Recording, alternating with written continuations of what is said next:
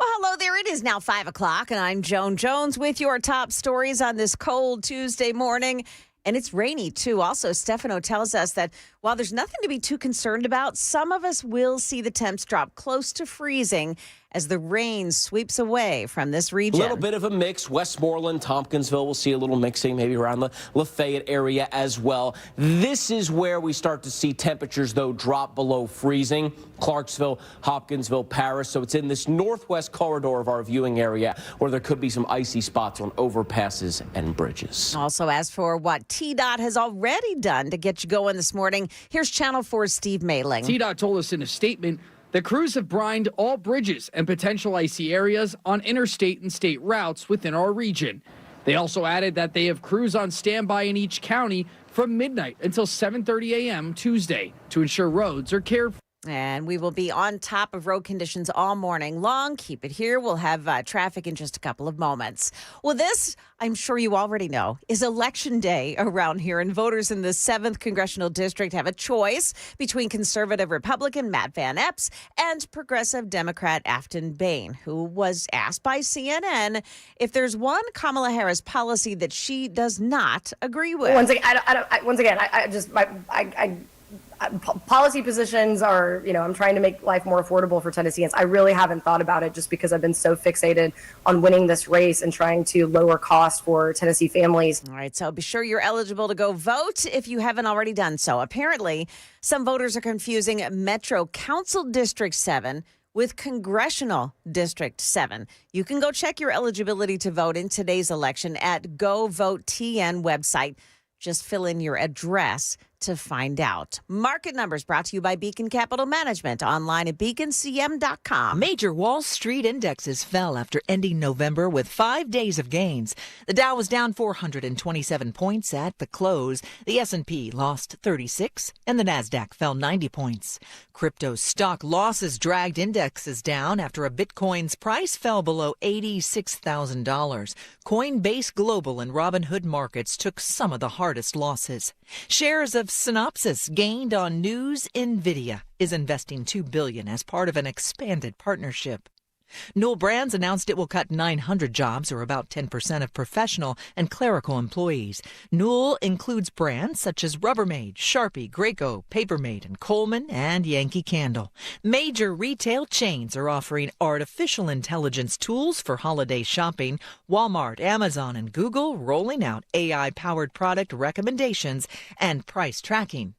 Michelle Franzen, ABC News. And stock futures all pointing up right now. The Dow futures plus 64. NASDAQ futures are gaining 93. We've got S&P futures plus 16 points. That's the latest news. Stick around for your traffic next. I'm Joan Jones, WTN News.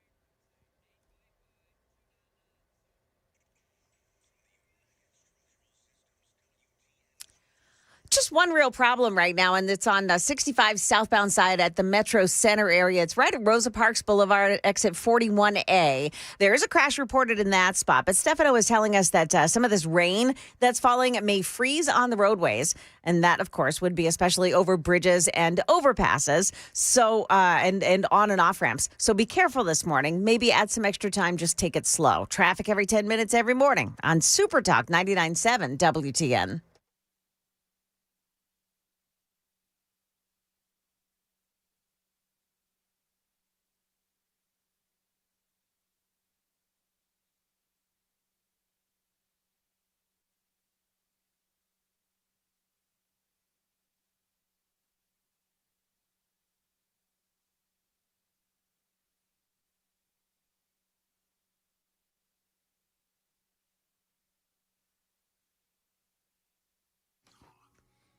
.506, Nashville's Morning News on Super Talk 99.7 WTN. Good morning to your friends. Hope you are doing well, and welcome on in to a December 2nd. It is Election Day, the 7th Congressional District.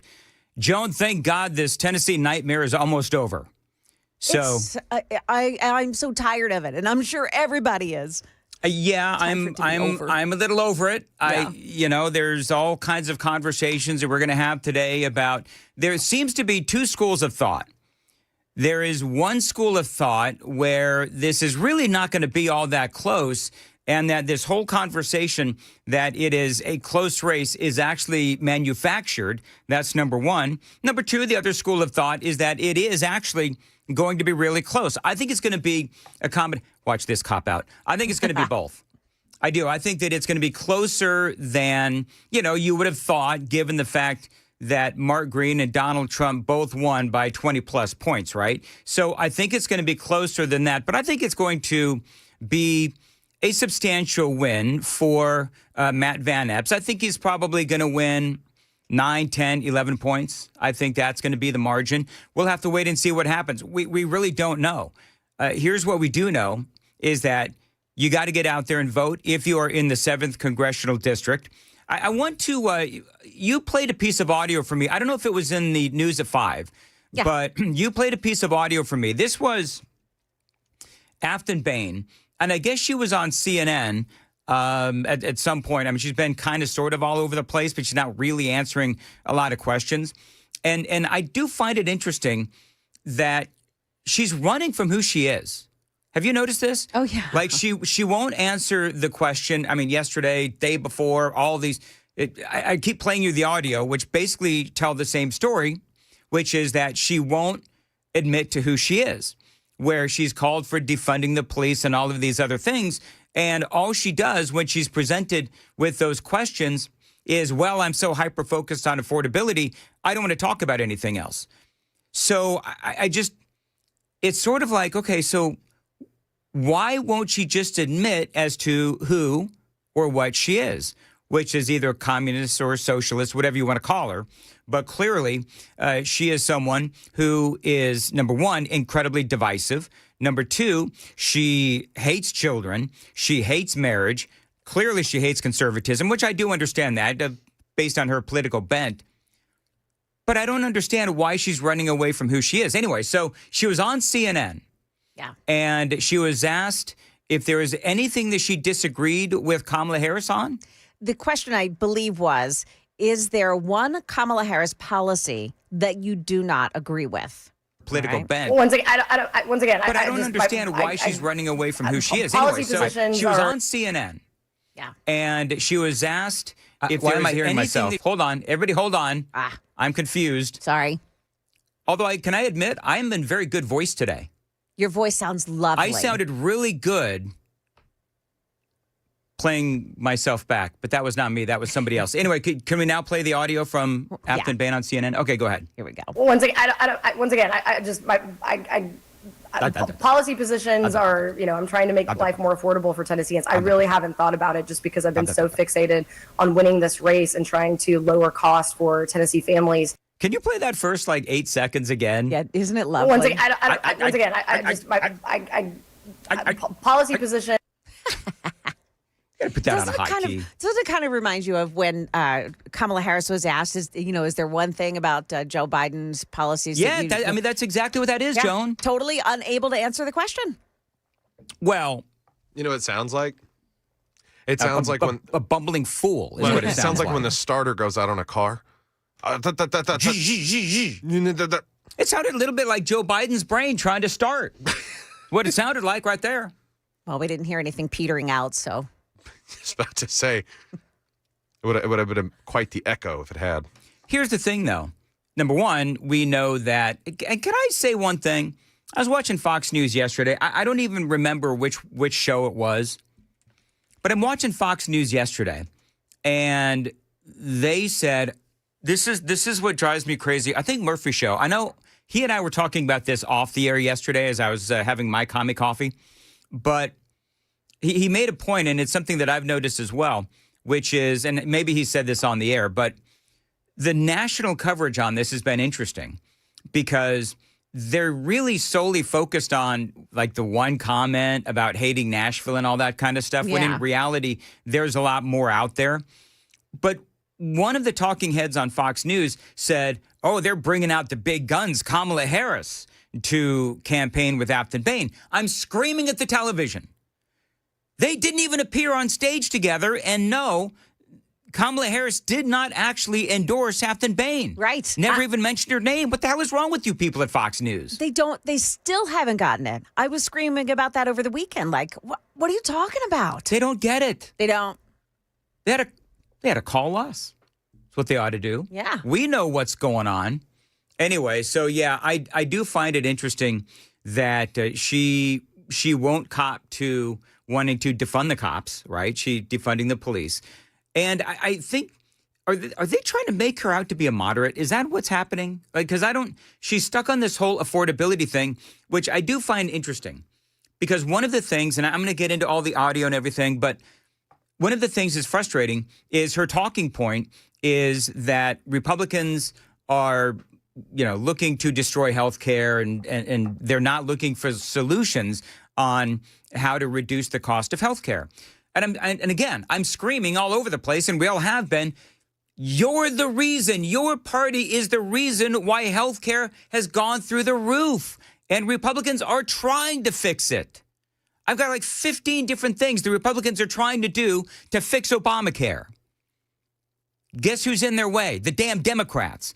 So there's all kinds of answers to what she is trying to say about Republicans and how Republicans are refusing to tackle the problem of affordability and the problem of high health care.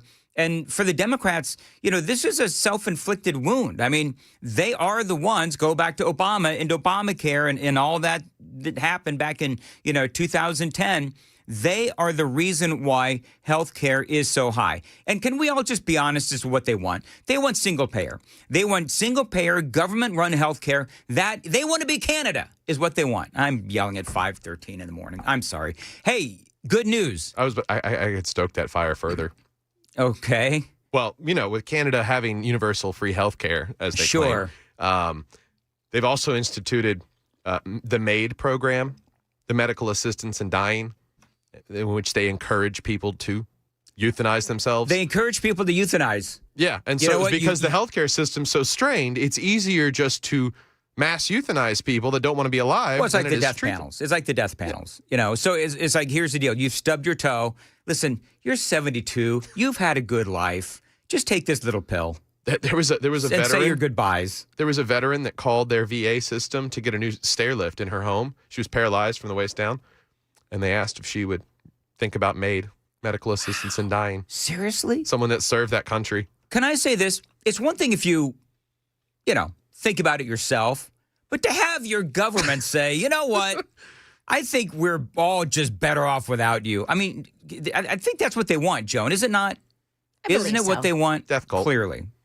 Oh, yeah, death cult. We keep talking about how the Democrats are a death cult. By the way, so here's the deal. If you're sick, you're a drag on the economy, okay?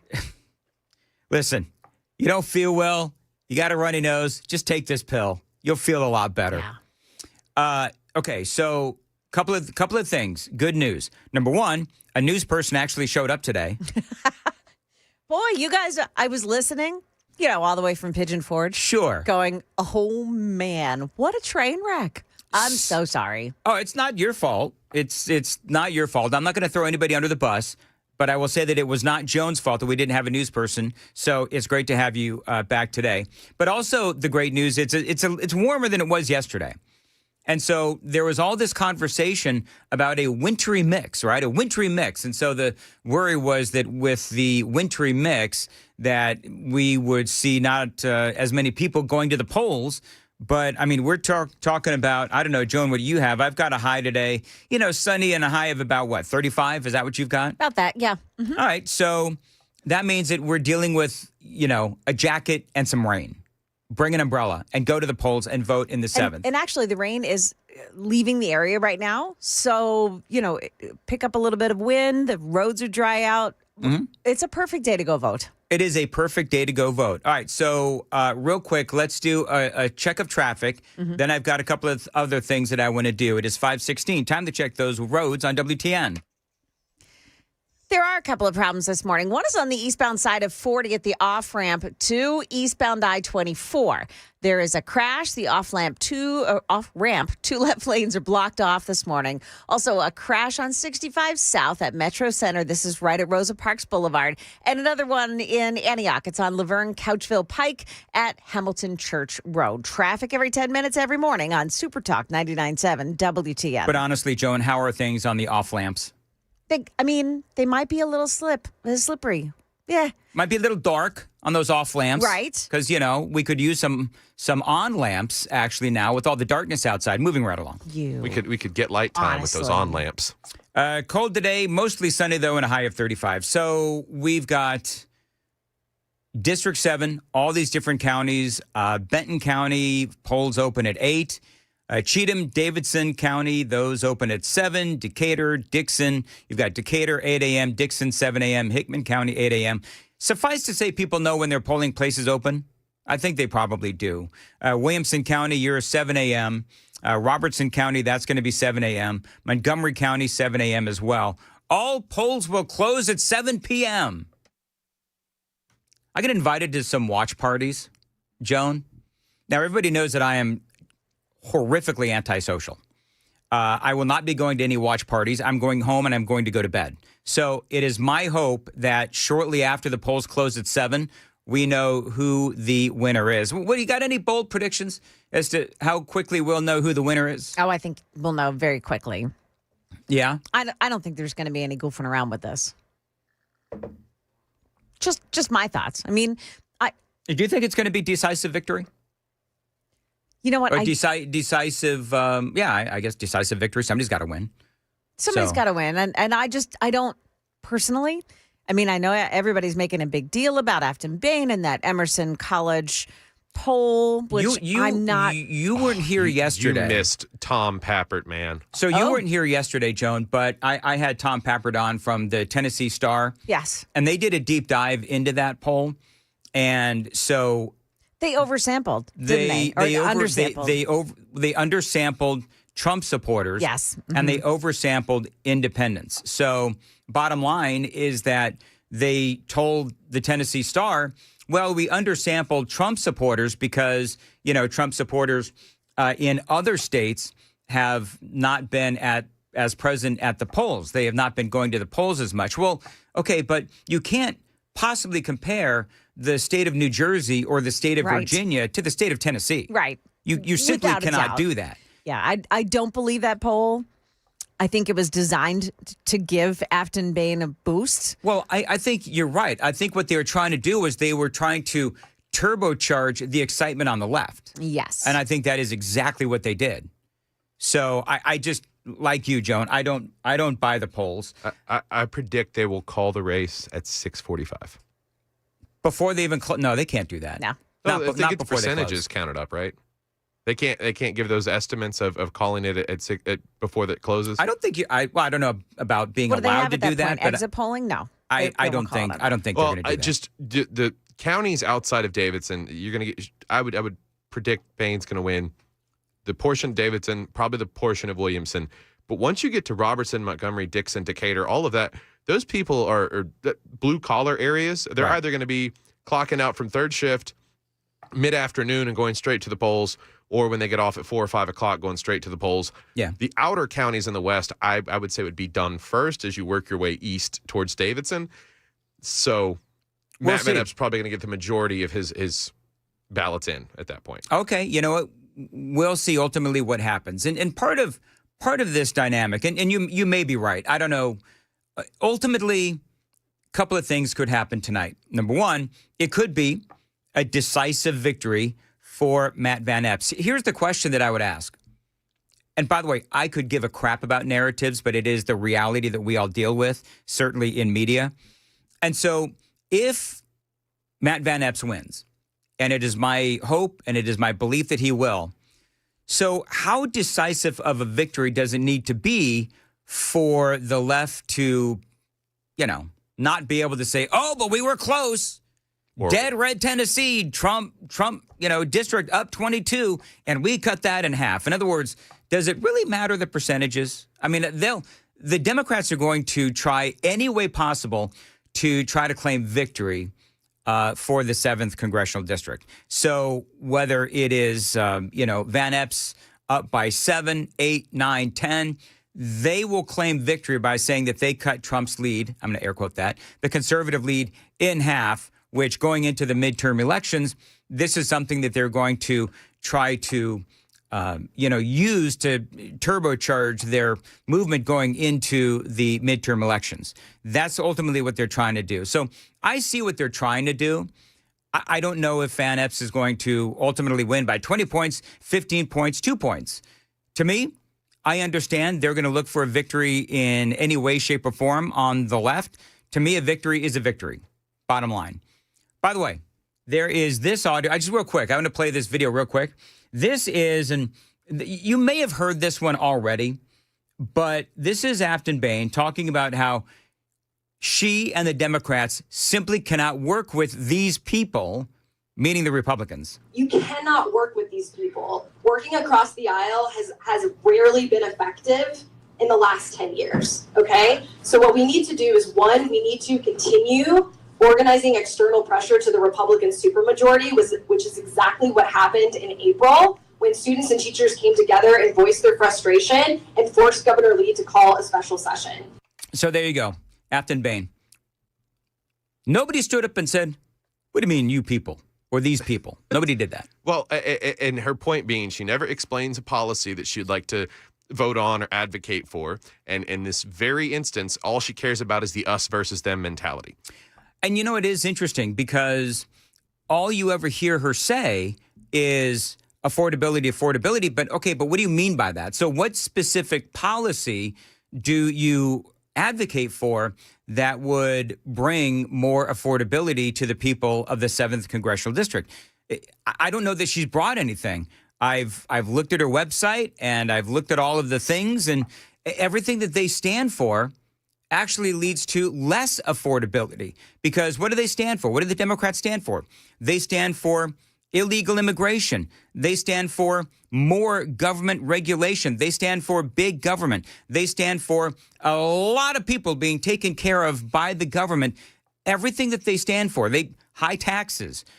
Everything they stand for means less affordability for the American people and the people of the 7th, and not more affordability. That's what the Republicans want to do with deregulation, smaller government, lower taxes. So, I mean, I know that for a lot of you folks, I'm preaching to the choir. Ultimately, we'll have to see what happens today. It is a very big day in Middle Tennessee. It is voting day, Tuesday, December 2nd, and the weather is going to cooperate.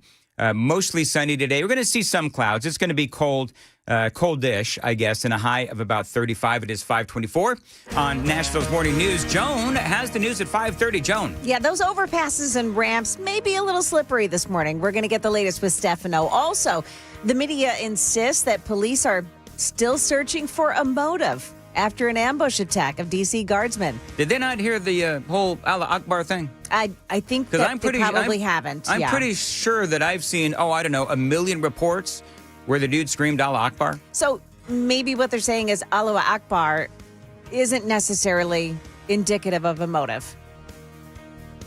I'm I just don't. guessing. Okay. Yeah. Yeah. So those Whatever. stories- Yeah, that's coming Yeah. up here at 5:30 on Super Talk 99.7 WTN.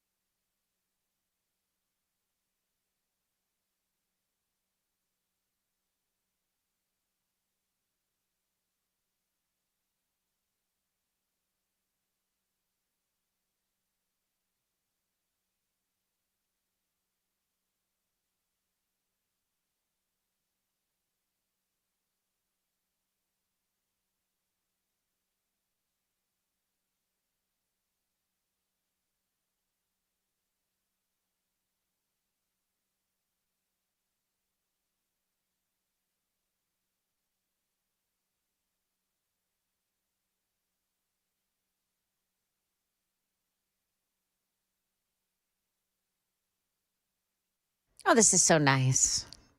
This is Kenny G. Da, da, da, da, da. Yeah, it is. Okay, can I just say this? And Sam, with all due love and respect, man, it is only December 2nd. Am I going to have to put up with this for like the next 23 days? Probably. Because I sense a lot of sick time between now and No, Christmas stop Day. it. Over a little bumper music? It's way too early to be playing Christmas music unless you're on Mix. Is it the You day ever had a job in the after mall? Thanksgiving or afterward? I think the time for Christmas music is, number one, when I'm not here, and number two, a couple of days before Christmas. By the way, 7732 out of New Jersey says, my ignorance is laughable. Really? That's what 7732 says. My ignorance is laughable. Okay. We'll see who's ignorant tomorrow. If Afton Bain wins, I'm screwed. You might have to wear a cone hat that says ignoramus on it. We're all screwed if Afton Bain wins. I don't think she's going to win. We'll have to wait and ultimately see what happens. However, at least I'm not the one playing Christmas music on December 2nd. You're the only one sour about it. So I actually, you know what's funny, Joan? I found the original, not the original, but the audio, the longer piece audio of Afton Bain on CNN when she was asked if there was anything she disagreed with Kamala Harris on. Mm-hmm. Is it Cassie Hunt? Is that her name? So, yes. Yeah. So the CNN anchor had to ask her twice. I'm gathering that the Democrats don't even like her. I'm kind of gathering that. Have you gathered that as well? Well, if Kamala didn't meet with her, right, and nobody's actually, Al Gore phoned it in too. I mean, yeah, nobody's meeting with her. Nobody's showing themselves face to face next to her, taking a picture. Right. Nobody's really putting their skin in the game here. All right, we got to go. 5:31 on WTN.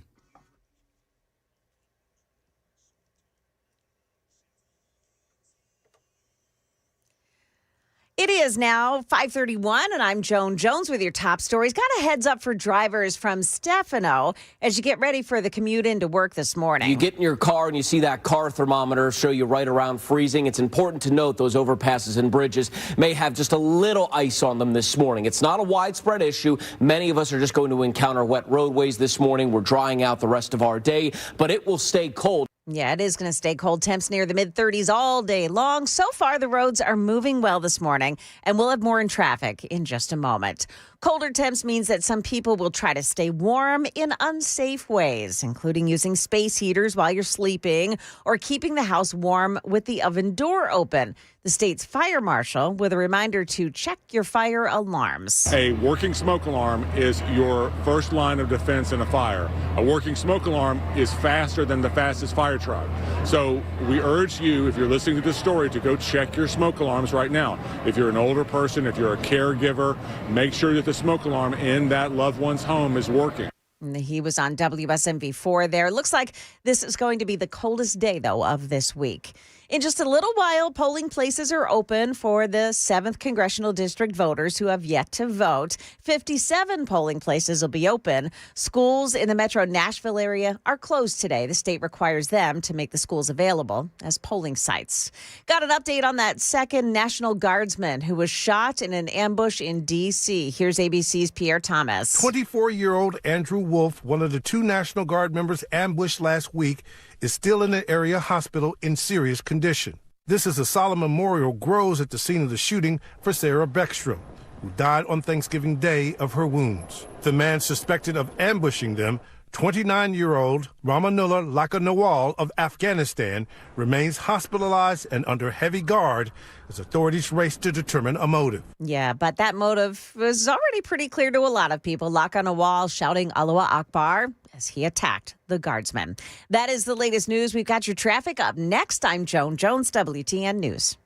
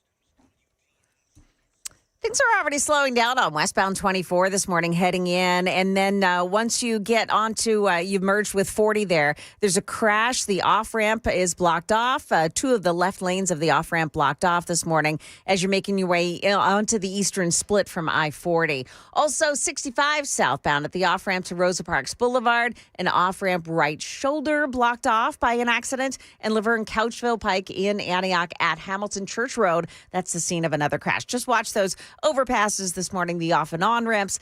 They may be a little slick. Traffic every 10 minutes every morning on Super Talk 99.7 WTN.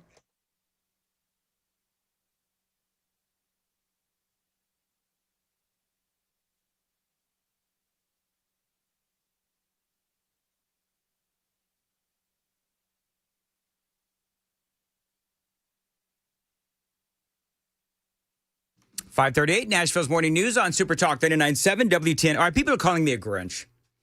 And Joe and I blame Sam.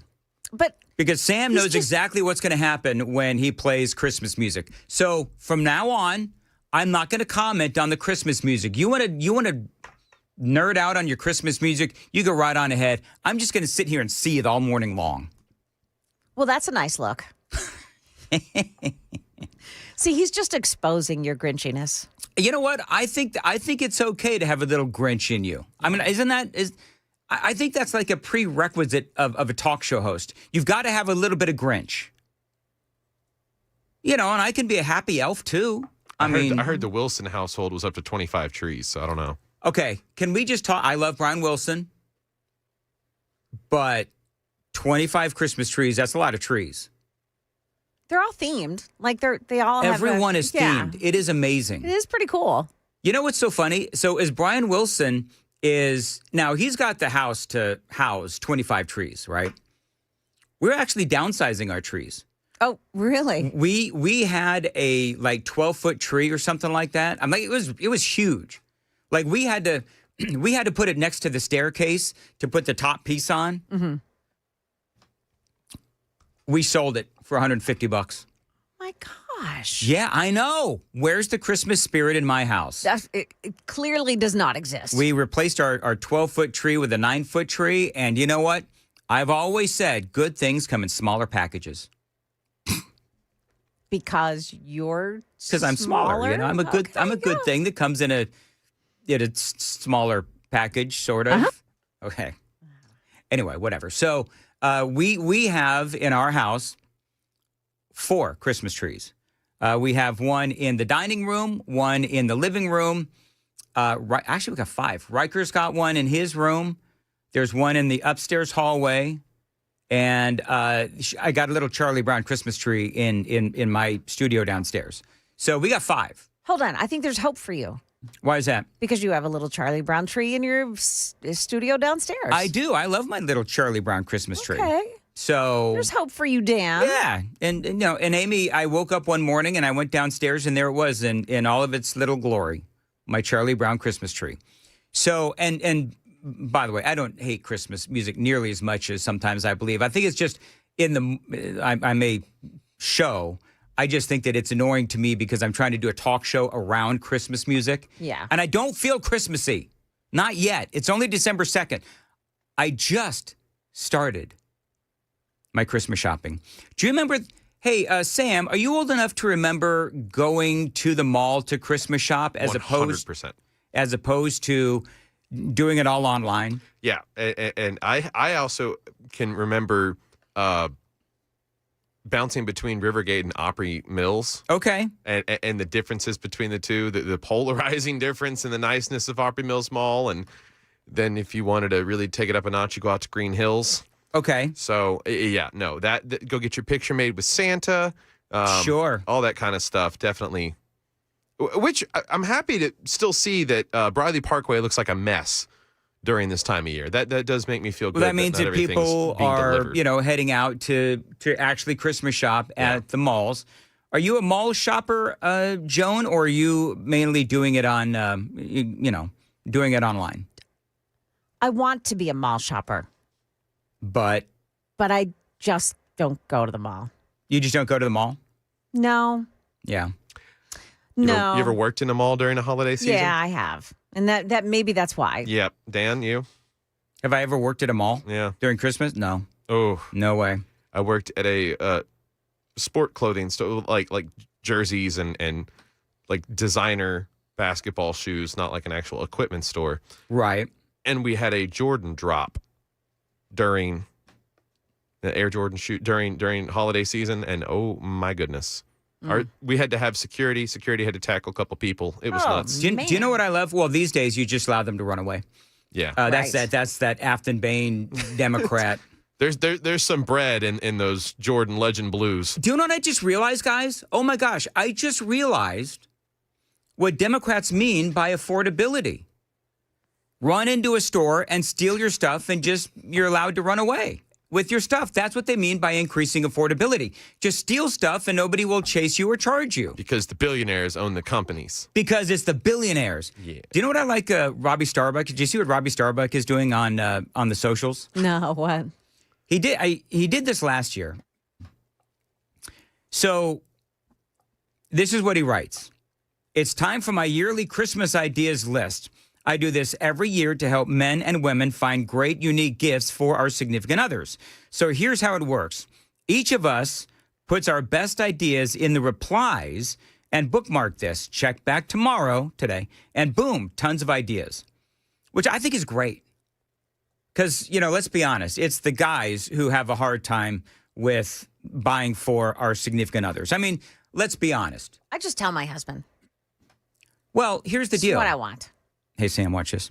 I mean, Joan, let's be honest. My wife, she's already got everything. So what else could she possibly want? Oh, dear. She's married to me. So anyway, there are lots of great ideas on this. So go follow Robbie Starbuck. In fact, you know what I'm going to do? I'm going to go ahead and repost this because there are a lot of great ideas. Now, what I love about living in 2025, the greatness of the Amazon wish list. Oh, yeah. I feel like that's cheating. I feel You know like what? it's cheating. I feel like it's cheating too, but I don't care. Because here's the deal. I get my wife what she wants, and everybody's happy.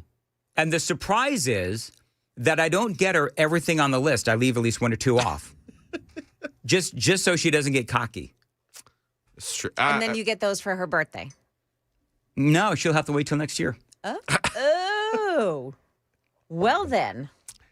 I'm just telling you. I do a little bit about. I do some investigating around like August, September.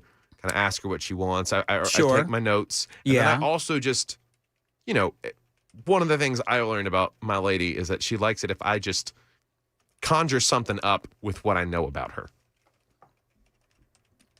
And what if you shank it? What if you? Because here's the deal. I've yet to. I have been married twice, and I know that if there's one thing I screw up, and I wish it was only one thing, but if there's one thing that I screw up, it's gift giving.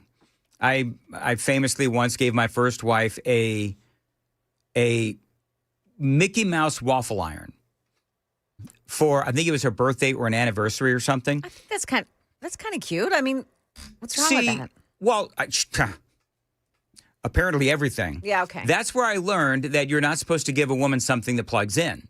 Oh, I see. At least that's what I was told. Okay. But see, here's the deal. That's the headline, but the context is we were getting ready for a lovey-dovey trip to Florida. Oh. And Disney World. Yeah. So I thought that it was apropos, but it was not apropos. It was poo-poo, is what I was told. And whatever. So I never got, the first wife, anything that plugged in ever again. Mm-hmm. And now the second wife, Amy, she is okay with things that plug in, which is great. But now with the Amazon wish list, problem solved. So there you go. Does your husband tell you what to get him? No, never. No? Do you feel like that's cheating? Or do you like to be creative, Joan? No, I kind of like, so he likes, for instance, I know he's sleeping right now, so he's not going to hear any of this, but he likes to create potpourri for the house to smell good at Christmas time with like cinnamon and vanilla and stuff like that. So I got him one of those pots that sits on the stove. Yes. And it can make the house smell really good. Because so he likes creating new ones, and I thought that would be a good way to do that. He likes to listen to Christmas music on his on a little speaker that Bluetooth from his phone. So I got him a new one of those. Okay. It's just stuff like that I know he likes and he will appreciate. Do you do budgets? Nah. Like nothing over, like you cumulatively, you can't go over a certain amount? No, because I know that the diamond earrings that I asked for are going to cost a lot more than those 2 things that I just bought for him. Wow. Yeah. Okay. We flip flop in my house. I started that because one year I kind of knocked it out of the park. Got her a diamond necklace. Got her a Galaxy watch. What did you do wrong in the year? Nothing. Made too much money that one year, that one time, and then nothing since. So now we've got an interesting dynamic in my house because I got socks that year. We have like second marriage, right? So there's all kinds of little dynamics. Yeah. Where like my money, her money, our money, right? So then it's like, okay, so if I'm going to when I buy the gifts, do I buy it out of our money or my money? And does she buy my gifts out of our money or her money? Right? Oh, I see. I think the little stuff, like obviously Riker's stuff, jointly. Riker's stuff is always going to be our money. Yeah. And then maybe like, if you agree on, and my family, we do Christmas pajamas. So like if we're going to order a set, then, like everyone pitch in on it. Right. But like the big stuff that you keep secret, that's got to be your money. So let's see here. The hate is starting to come in, and I don't even understand why. People are grouchy today. Hey, Dan, Hey, Joan, will you read 1607 and tell me if I should read that on the radio? Okay, let's see. 16 with your... Meantime, 1579. Shut up about Christmas. Oh, Please shut up about Christmas. Goodness. Do I read that or no? Okay, I'm not going to. Yeah, probably not. 1513. Quit playing with the screws on the microphone. I don't know why I do that. I don't know why. All he wants for Christmas is a new microphone mount. No, I think he just needs something for his hands. I never know what to do with my hands. Yeah. Never know what to do with my hands. Anyway, moving right along. 1393 says, my wife wants a small dog. Yeah. Do you know what I want for Christmas? No dog. You want a house without a dog? I love my dog, but when he crosses over that rainbow bridge, there will be no more dogs. That's it. I'm DUN done with dogs. Let's see here. People are grouchy because they have to go and vote today because their regular polling place was not open during early voting for whatever reason. #conspiracy. Oh, is that right? Yeah. 64.99. I'm working in an apartment complex and I'm sick of putting up 12-foot Christmas trees. We have to put up 3. Wow. 3 12-foot Christmas trees. Do you guys have, how many Christmas trees did you say you have, Joan? Oh, we have one. Just one? Yeah. All right. Scrooge. How about you, Sam? How many Christmas trees? 3. All right. One main one and 2 little ones. All right. Well, very good. I'm just kidding, Joan. You're not a Scrooge. No, definitely not. But, no. But see, I was a little tainted for a little while in my life because for 10 years, I worked at one of those adult contemporary radio stations in the heart of Philadelphia that come December 1st, well, the day after Thanksgiving, we switched over to wall-to-wall Christmas music. And if I heard Feliz Navidad one more time, I was going to hurt somebody. The Philly Joan and me came out. Feliz Navidad. You know, it's so funny. It's so funny. One Christmas, I thought my wife had my first wife, I thought she had everything. And then she decided she wanted a new husband. And you gave her what she wanted. Anyway, 5:52 on Nashville's Morning News on Super Talk 99.7 WTN. Let's see here. 4121. Our money is the only money in a marriage. That's right. I like that. Listen, I get it.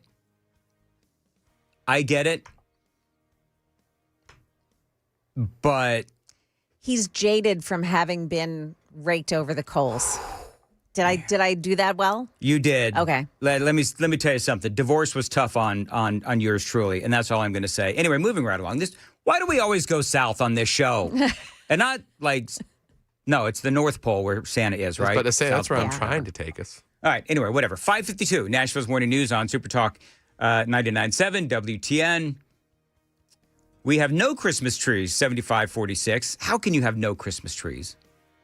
If you have no Christmas trees, like, well, you could be Jewish. Like Yeah. Jewish people. Have a menorah. Yeah, menorah. There you go. And It's a exactly dreidel. right. It's exactly right. All right. It is 5:53 on Nashville's Morning News on Super Talk 99.7. Jones got the news coming up at 6. Yeah, it's a cold start this morning, and the rain has moved on now. So we're going to take a look at how it may be affecting the roads. Also, we'll tell you the entire group of people that President Trump has just fired. Stick around for that and more coming up here at 6 o'clock on Super Talk 99.7 WTN.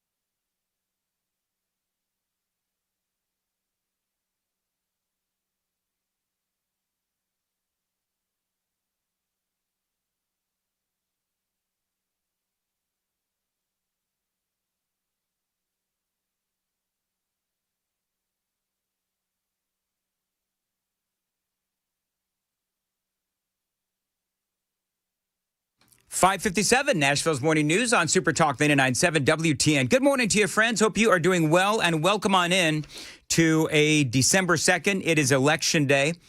You know, coming up in the next hour, Joan, I've got some great audio and some of my own perspective, of course, on what not only, the election for the 7th Congressional District means, but ultimately what it could lead to moving forward. Because I think that there's some folks that may not realize what is at stake here and what a victory for Afton Bain and the Democrats could mean, obviously for the 7th, but moving forward heading into the midterm election. Because if you really want to destroy the country, and if you really want to destroy Donald Trump and the people that have stood by Donald Trump, well, then that's what this could lead to, which is why it is so important that you go out and vote today, December 2nd, for the 7th Congressional District. Because one of the things they're talking about is going after Pete Hegseth for war crimes, going after Tom Homan, probably for something, who knows what, and basically going after the Trump administration for just about anything and everything they have done or will do. And so if you want the next 4 to 6 years to be all about the Democrats trying to arrest a guy like Tom Homan, trying to arrest a guy like Pete Hegseth, then keep going in the direction that we're going. Because if it's even close in the 7th, that could launch the Democrats into a huge midterm election. So we're going to talk about that and a whole lot more straight ahead. In the next hour, we've got Jonathan Fahey. He's going to join us talking about illegal immigration, what is going on in Minnesota with these Somalians. I did a deep dive on that yesterday. So we're going to talk about that. We're going to talk about, yes, the political ramifications of what could happen if it's even close in the 7th Congressional District. Incredible perspective, not only from Scott Jennings, but from Tom Homan and, yes, Donald Trump as well, and yours truly. It is all straight ahead. Super text line is open, 615-737-9986.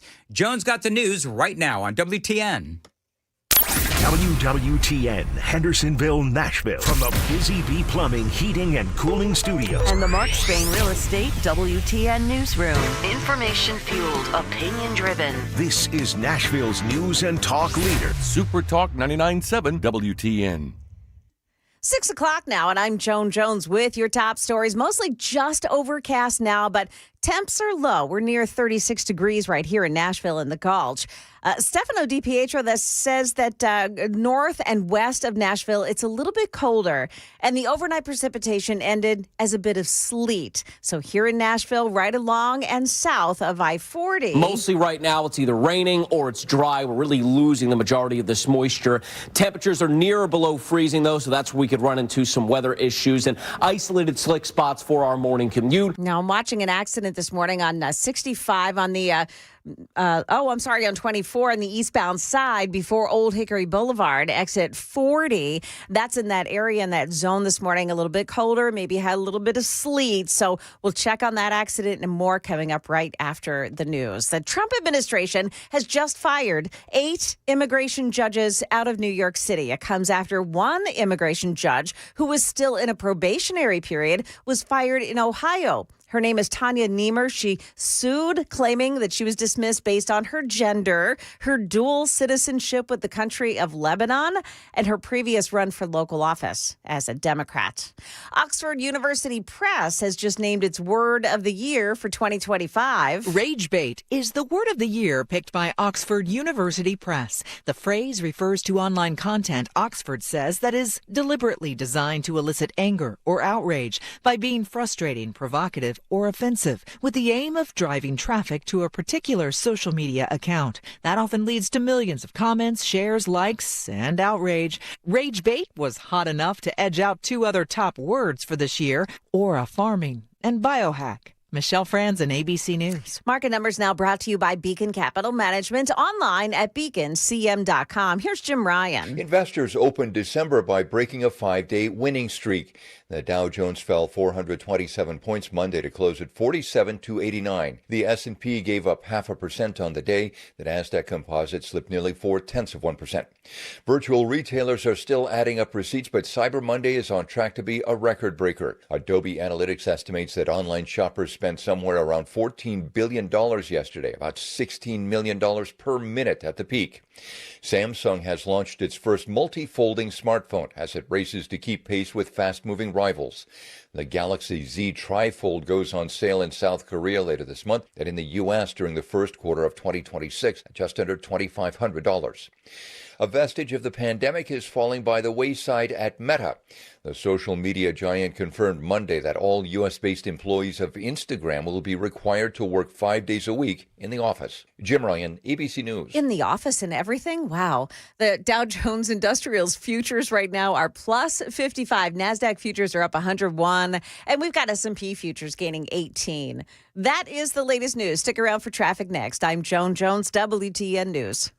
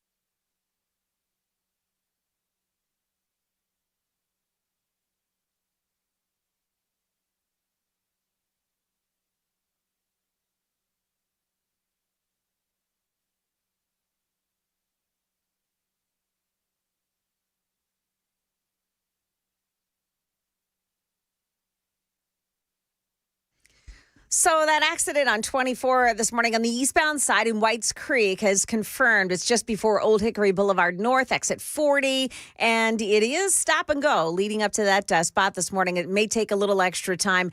Now, they're not saying anything about whether this was caused by the weather, but it is in that area where it's north and west of the Nashville Metro Center this morning, and that's where you're going to find spots that may be a little more slick than other spots, especially the overpasses and the on and off ramps. Highway 100 this morning in Pasco. Is that the name of it? Pasco. There's a crash involving some injuries west of Natchez Trace Parkway. Traffic every 10 minutes every morning on Super Talk 99.7 WTN.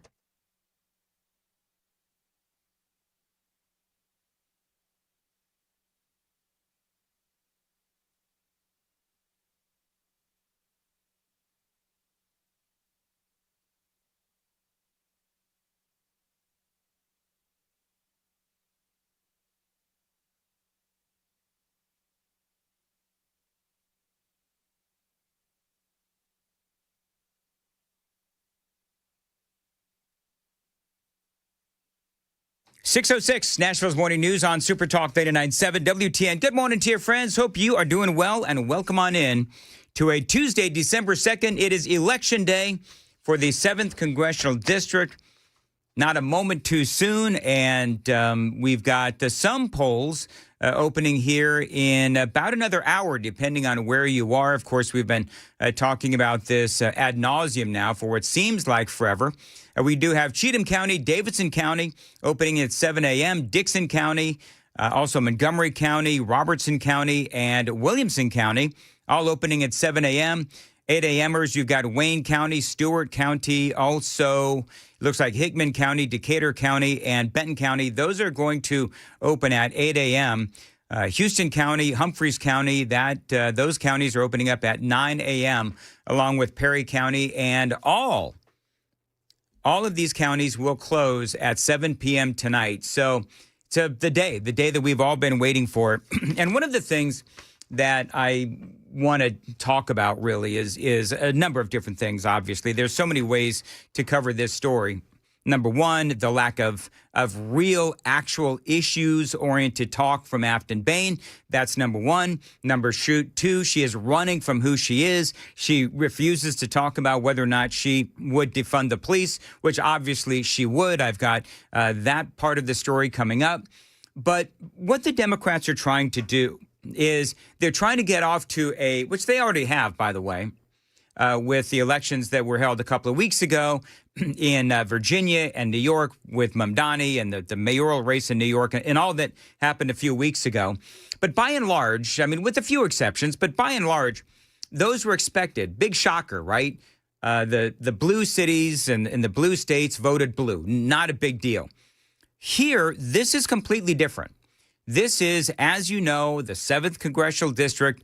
Trump and Mark Green both won by double digits, up, 22, 23 points. So if the Democrats are able to either flip this or even make it close, then they will look at this as a major victory, and this would not be a running start heading towards the midterm elections.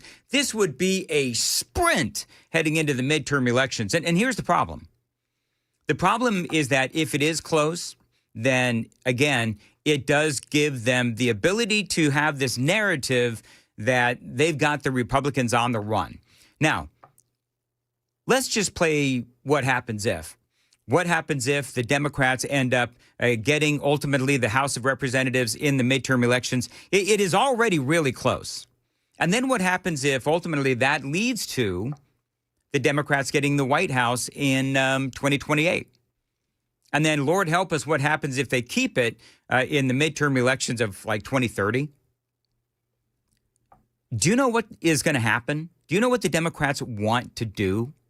You know, we always talk about, yesterday we talked a lot about the lesser of two evils and about how there's some people that say that Matt Van Epps is the lesser of two evils and they refuse to vote for the lesser of two evils. Well, I want you to think about Donald Trump. I want you to think about Tom Homan. I want you to think about Pete Hegseth. I want you to talk about or think about Marco Rubio and how the Democrats will more than likely go after them legally, and could try to end up throwing some of those folks in jail, just like they did Donald Trump. Tom Homan, border czar Tom Homan, was on with Fox News and Jesse Waters. Democrats are chomping at the bit. They want to go after Hegseth for war crimes. Now they're potentially targeting rank and file soldiers for just obeying orders. Are you worried, Tom, that they're going to target you with prosecution after this is all over? Oh, they already said they're going to, so come get some. Bottom line is, I'm not going to let them forget what they did the last 4 years. 500,000 children were separated from their families and smuggled across this border. 250,000 Americans died from drug overdoses that came across that border. And what's President Trump done? Yep. He gave us the most secure border in history of this nation, which means sex trafficking plummeted. No unsuspected terrorists coming across the borders plummeted. Criminal cartels are going broke. He record deportation. Every promise he's made to the American people, he's getting. And let's not forget, we're going to find every one of these people that weren't vetted, and we're going to make sure that they are properly vetted, and if not, they're going home. President Trump's going to make this country safe again. He made that promise. We're going to make sure that he keeps that promise. So that is Tom Homan, and obviously, clearly, he's got a lot of passion. And, you know, The Democrats will sit here and talk about how horrific the Trump administration has been. But just to hear Tom Homan, rattle off all of the victories when it comes to illegal immigration, securing the border, finding those kids that were lost. I mean, we found, I've lost track now, but we have found a ton of missing kids in Memphis. So whether we're talking about illegal immigration at the southern border, securing the southern border, or you want to talk about ICE in cities like Memphis and other cities all across America, yes, it is helping the crime rate. It is plummeting. So I know that there's a lot of folks who are down about the way that the Trump administration is handling some things. But he's got a lot of victories. He really does have a lot of victories. And so they're talking to Scott Jennings, was at a Manhattan Institute thing here. I think this was yesterday. And he was asked, what keeps you up at night? And I thought that this was a really good conversation and really dovetails or ties into what I was saying about what is at stake if it is even close in the 7th Congressional District and how that could launch the Democrats into a sprint into the midterm elections. Well, what keeps me up at night? Losing elections. I mean, honestly, like the biggest danger to momentum is losing the next election. If they win, they will impeach the president again. If they win big and somehow get control of the Senate, I think Trump is right about this. They will eliminate the filibuster. If they were to win in 26 and 28, they will pack the courts. They will make D.C. and Puerto Rico states. Yep. They will do a lot of terrible things in a very, very short period of time. So what keeps me up at night is our political future. And I think we do have a lot of good things going right now, but it can all come to a screeching halt and go the exact opposite direction in the blink of an eye. So I worry about that. I hope President Trump spends 2026 doing what he does best, which is selling. We've done a lot of great things. He's put a lot of balls in the air, and a lot of them have gone through the hoop. But now it's time to sell. And it's time to sell domestically. Yep. He's absolutely right. Donald Trump has done a lot of good. And I realize that there are some things that we disagree with. I mean, we could disagree over the handling of the Epstein files. We can disagree over the 600,000 Chinese students. We can disagree over a lot of things. But let's not lose focus on the fact that Republicans and Donald Trump have actually done some good. I mean, remember what happened during Joe Biden? All those illegal aliens streaming across a wide open southern border and the Democrats lying to us about it. You really want to go back to that? I don't. Joe Biden deemed all those illegal aliens, or many of them, legally present to give them as much financial incentive to come into our country as possible. You want that again? They're going to try and nationalize no voter ID. They'll truly rig elections. They'll truly rig the system to ensure they have the power forever that they crave. Making Puerto Rico and D.C. states, that would give them representation in the House and the Senate. They would be voting Democrat clearly, and that would give the Democrats an edge in the Senate and the House of Representatives. That is part of what they would do. This is my concern, is that with people who will say they consider Van Epps the lesser of two evils, you can't look at this as just one race. This race in the 7th could be the most important political event of the year as we head into the midterm elections next year, because this is a very red district. You want to supercharge or turbocharge the greater evil, which is the Democrats in Afton Bain, allow the Democrats to flip this seat or even allow it to be close. This isn't a bunch of blue states voting in blue politicians or blue policies. No, this would be a red district having their congressional seat flipped, which is really humiliating, obviously. Especially when you have a situation with Donald Trump where he has, in my opinion, done a lot of good. We've got a lot more. Straight ahead, 6:15, time to check the roads on WTN.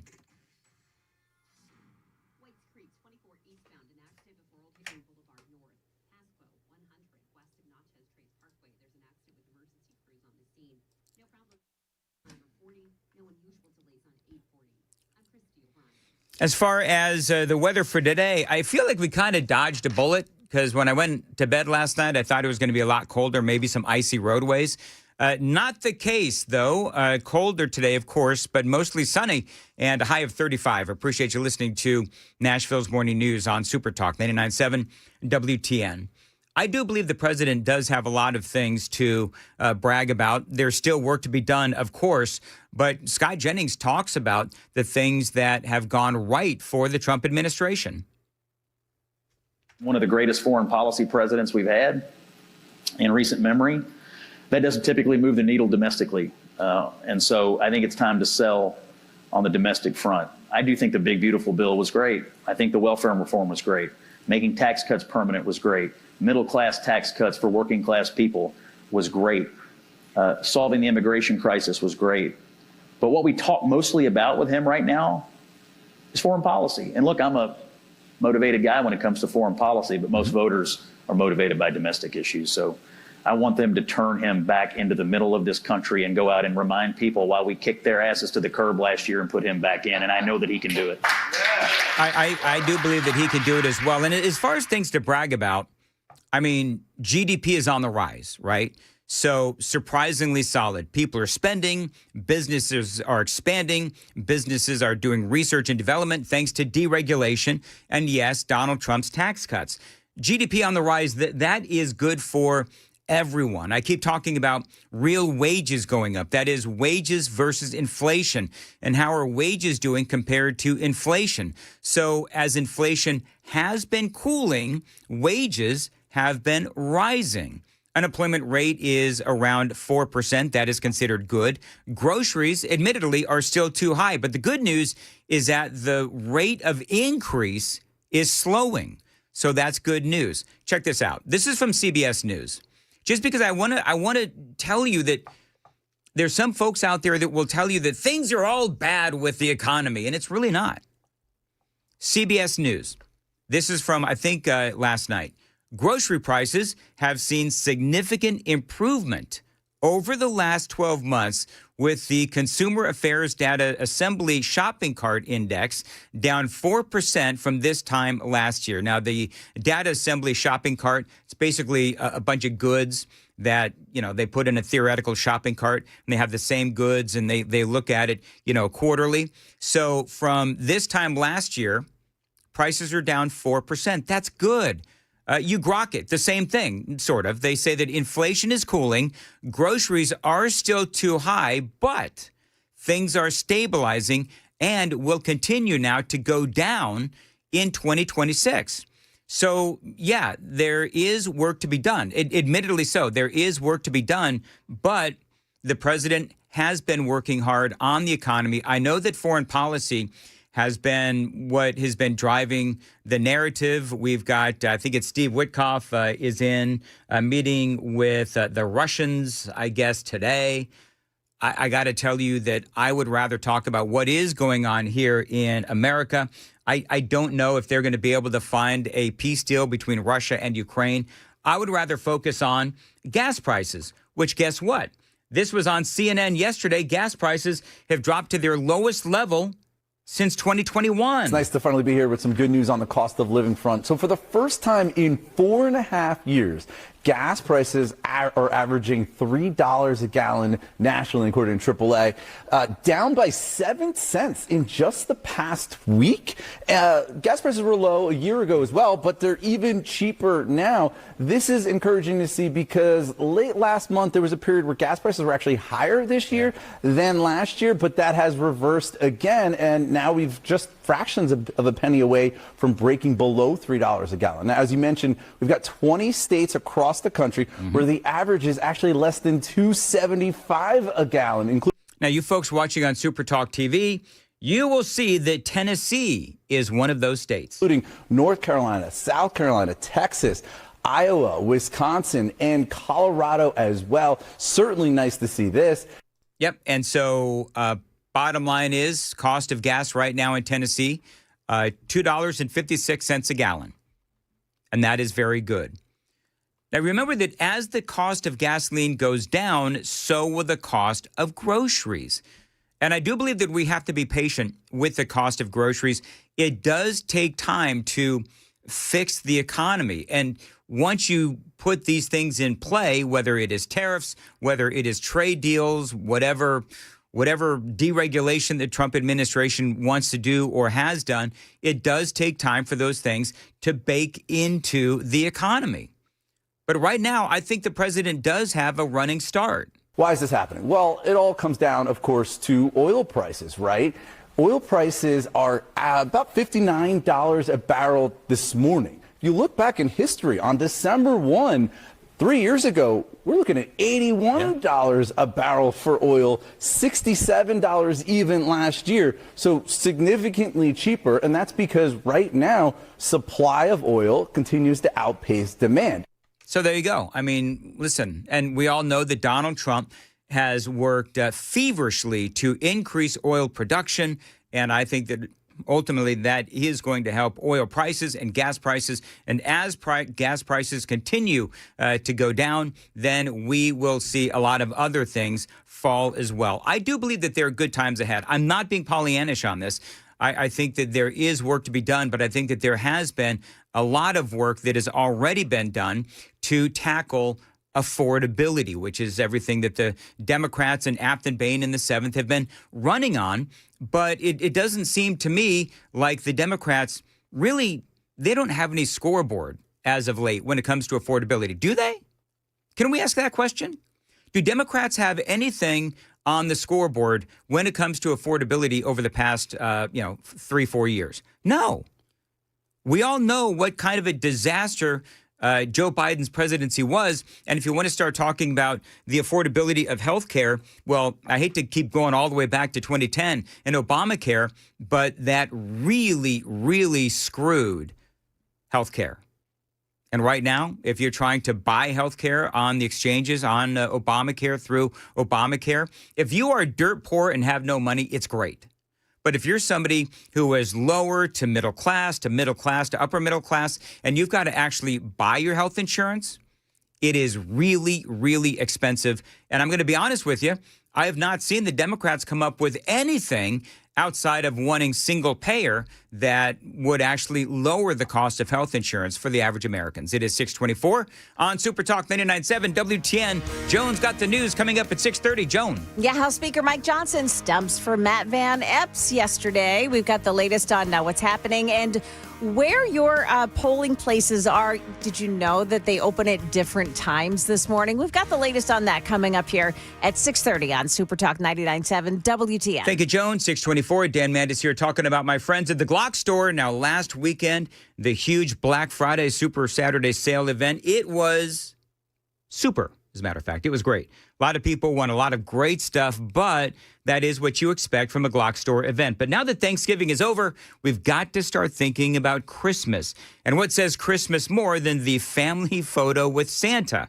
Well, what could be more Tennessee than a family photo with Tactical Santa? That's right. Backed by popular demand, Tactical Santa will be visiting the Glock store and available for your holiday photos December 5th, 6th, 12th, and 13th. Just $25 is going to get you a professional family portrait by Glock Store's in-house photographer. And of course, your pets are welcome as well.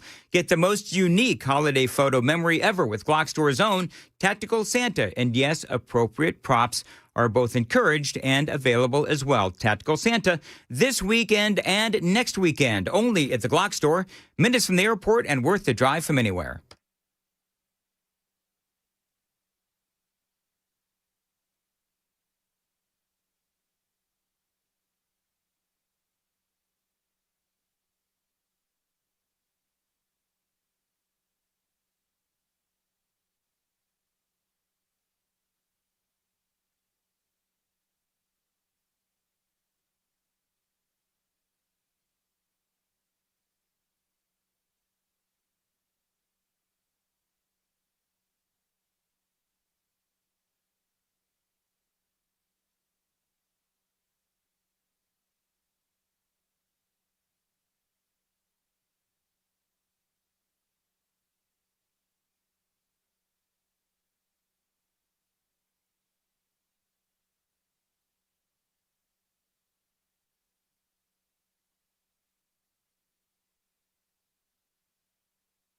626, Nashville's Morning News on WTN. This month, Busy Bee Plumbing, Heating, and Cooling. They are spreading holiday cheer with amazing deals and community giving. First, let them make the season brighter. Drop off a new toy at Busy Bee headquarters in Lebanon for our toy drive, benefiting less fortunate families in Wilson County. Love that. And while you're giving, treat yourself. Upgrade your water heater this month and get a free 10-year parts warranty. Some exclusions do apply. Now, if you want more, join the Beehive membership for free. Bake a Buzz the Bee cookie, snap a pic, and tag them on social media, and you can get that Beehive membership for free. Plus, when you book air duct cleaning, buy the middle tier package, and we'll upgrade you to the deluxe for free. And if you've got a clogged main line, our 93 or free offer gets your drain flowing, or you pay nothing. And by the way, for big projects, whole home water or drain repipes, will give you a $500 gift card after installation. That is huge. They're looking out for you. Busy Bee, Plumbing, Heating, and Cooling. Busy Bee, buzzing with holiday deals and hometown heart as well. Call them. Tell them Dan told you to reach out at 615-775-7833. 615-775-7833. Find them online anytime. BusyBeeHVAC.com.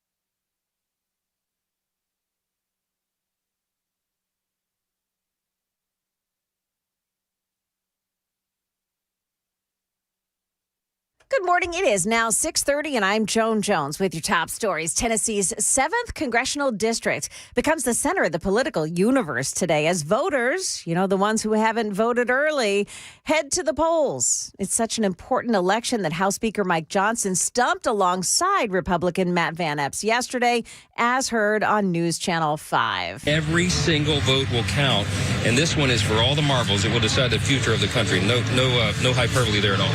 Yet Afton Bain spent part of her yesterday speaking with voters. Choice could not be more clear in terms of who is going to make life more affordable. Now, she got support from Kamala Harris, AOC, and Al Gore, but none of them appeared alongside her on the campaign trail. Now, polls will open at different times in different counties. Some are open at 7 o'clock this morning, some at 8. Others don't open until 9 o'clock this morning. All will close at 7 o'clock tonight. Now, you can check your eligibility to vote and what time the polls will be open in your county at govotetn.gov. By the way, more than 84,000 voters have already cast their ballots in early voting. Nashville Public Schools are closed today. Many of those schools are being used as polling sites. Some of the schools are either closed or opening late, too, because of the weather. News 2 has compiled a list that may be changing throughout the morning. Now, I posted a link to their school closing list. You can find me on X at Joan Jones WTN. Market numbers brought to you by Beacon Capital Management, online at beaconcm.com. Stock futures all pointing up this morning after a sell-off in the market yesterday. Dow futures are plus 41, NASDAQ futures gaining 90, and the S&P futures are plus 16. That's the latest news. Traffic is next. I'm Joan Jones, WTN News. Thank you, Joan. 632, Nashville's Morning News on Super Talk 99.7. You've heard me talk about my cataract surgery at Vision for Life. And again, it has indeed been life-changing. Now, I didn't even realize how much my vision was holding me back until I had clear sight again, reading small print. These days, no problem. Driving at night, no more halos or blurry lights, watching TV, working, even just being outside. Colors are brighter, details are sharper, and I feel more confident in everything that I do. Now, I didn't notice how much I was compensating before. I just thought that I was getting older and squinting, adjusting, avoiding things that I used to enjoy. Now, though, these days, I feel like I've got a new lease on life, and my only regret is that I didn't do this sooner. So if you're where I was a year ago, tired of struggling with my vision, and you're going through the same thing, do what I did. Talk to Dr. Horn and the team at Vision for Life. They are the best in what they do, and they truly care. Schedule your consultation today, 615-436-2020, 615-436-2020. Tell them Dan Mandis told you to reach out. Find them online, visionforlife.com. That's visionforlife.com.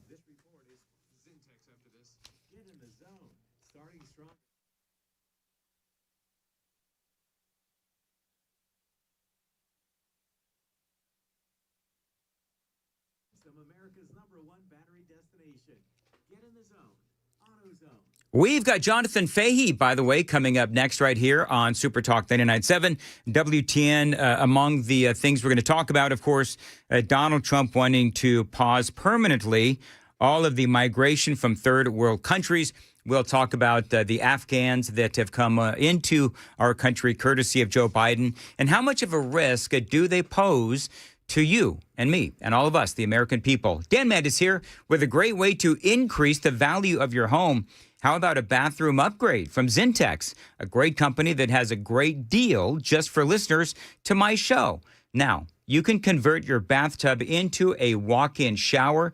They can do that, and for listeners to my show, you can get $999 off or 0% interest for 2 years, whatever works best for you. And a huge bathtub upgrade is huge for the increasing the value of your home. Now, Zintex has won a bunch of awards for ethics from the Better Business Bureau. Last year, they were voted one of the best places to work in the construction industry. And happy employees mean great customer service. Now, remember that great deal. You can get $999 off or 0% interest for 2 years, whatever works best for you. And you mentioned WTN, you get a free Kohler toilet with your purchase. Find them online at Zintex.com, Zintex, Zintex.com. That is Zintex.com.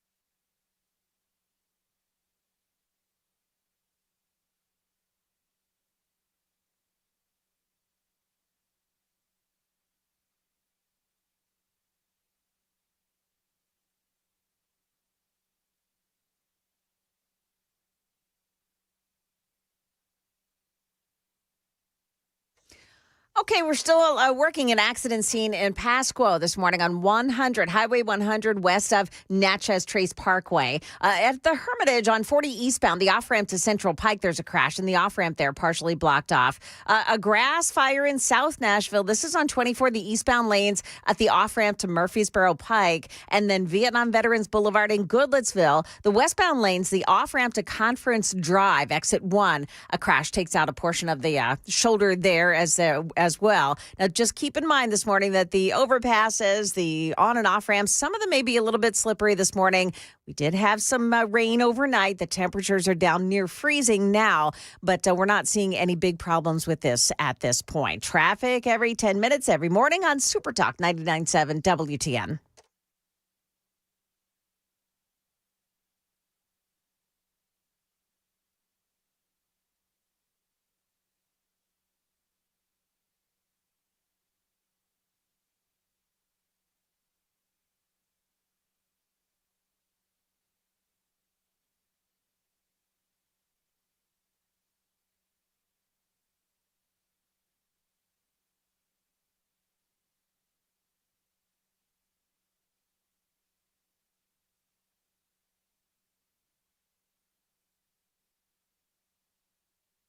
.638 Nashville's Morning News on Super Talk 99.7 WTN. I show, Joan, I don't know about you, but I show 34 degrees in Nashville. Okay. And wet roadways, yes, indeed. So you do want to watch the overpasses. But as you just heard Stefano DiPietro say, colder today, mostly sunny, and a high of 35. I want to welcome on into the program Jonathan Fahey. Jonathan, always great to have you on. And immigration, we've got these Afghans that came in under Joe Biden. We're going to talk about that as well. A lot to talk about from an immigration standpoint. So one of the things that Donald Trump wants to do is he wants to pause permanently all migration from third world countries. And so we're talking about, countries like Afghanistan, countries like Somalia and Yemen and some of these other places. And I don't know about you, but that does seem to make sense. And to hear Donald Trump say it, this is literally a quote, we don't want them here, we don't need them here. What say you? I don't even know why this is controversial, because it just seems to make total common sense, both on the sort of quality of life aspect, but also on the public safety aspect. Because as you know, and all of us know with it, with what happened with this Afghan refugee or however you want to characterize them, there's no way to really confirm the people from these countries are safe. They have no record keeping. There's no way to vet them in any meaningful way. So you have the public safety aspect that it's a lose-lose for the American people. But then how does that improve the quality of life for Americans? And that should be the big issue on immigration is, do the people we bring in, do they make our lives better? And are they safe? And if you can't answer both questions in the affirmative with a high degree of confidence, I don't even know why that's a question mark. But, the Democrats, Mark Kelly, did the calling people racist thing when he was talking about it over the weekend. And it's just very interesting because it's like they're not doing it, meaning the Democrats aren't altruistic in their view. They just see these people as their voters, which is all you need to know about the Democratic Party. As long as they vote for the Democrats in a high percentage, meaning probably 60 to 70%, they're happy as clams to have all of them come in regardless of the effects of the American people. And we saw that with the Biden administration. They never even seemed to care when people like Lake and Riley were murdered. I mean, they wouldn't even give it, just basic levels of courtesy and common decency. So back to your question, it totally makes sense. I can't even imagine that the average American would think it's even slightly controversial. And, Donald Trump, it's the polar opposite of Biden. It's public safety, national interest ahead of political interest, which was all Biden was about. So we had the horrific tragedy of, because it could have been clearly prevented, member of the National Guard shot to death, Washington, D.C. The other one, the second member of the National Guard, showing signs of improvement. That's great. The former, I think he was a translator. Bottom line is he worked with our military in Afghanistan. I know that you know the story, Jonathan. I want to kind of tell the story for people that don't know the complete story. The guy that shot the member of the National Guard, he worked with us in Afghanistan, and he worked with us for a long time. And so then when it came time to, that failed pullout of Afghanistan, which of course led to so many mistakes and so many issues over the long term when it came to Joe Biden's presidency, it led to the Russia-Ukraine war. China sees this as weak, whole thing. But one of the things that it led to was all of these people who did help us during the war in Afghanistan, they came over to our country because the thinking was that the Taliban would kill them because they were working with us. And so now the question is, was this guy vetted? That's number one. And number two, the Trump administration also allowed him to stay in our country.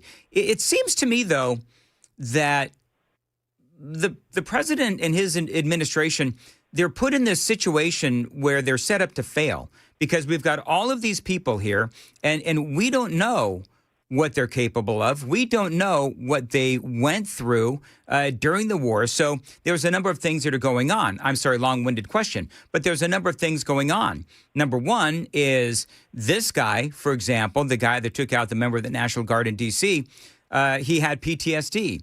He was isolating himself. He couldn't find a job. There are a lot of things that were going on in his life. And so we've brought all of these people over here, and we don't know what they're going through. We don't know what they're capable of. And this guy leaves his wife, his 5 children, drives from the state of Washington all the way to Washington, D.C. to yell Allah Akbar and shoot 2 members of the National Guard.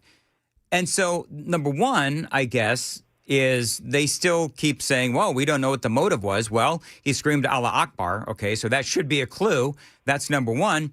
But number two, how many more of these guys are out there? Yeah, that's a great question about whenever the media doesn't know what the motive is, we always know what the motive is. It's like we're just afraid to say what the motive is. But yeah, there are many, many more of these guys out there.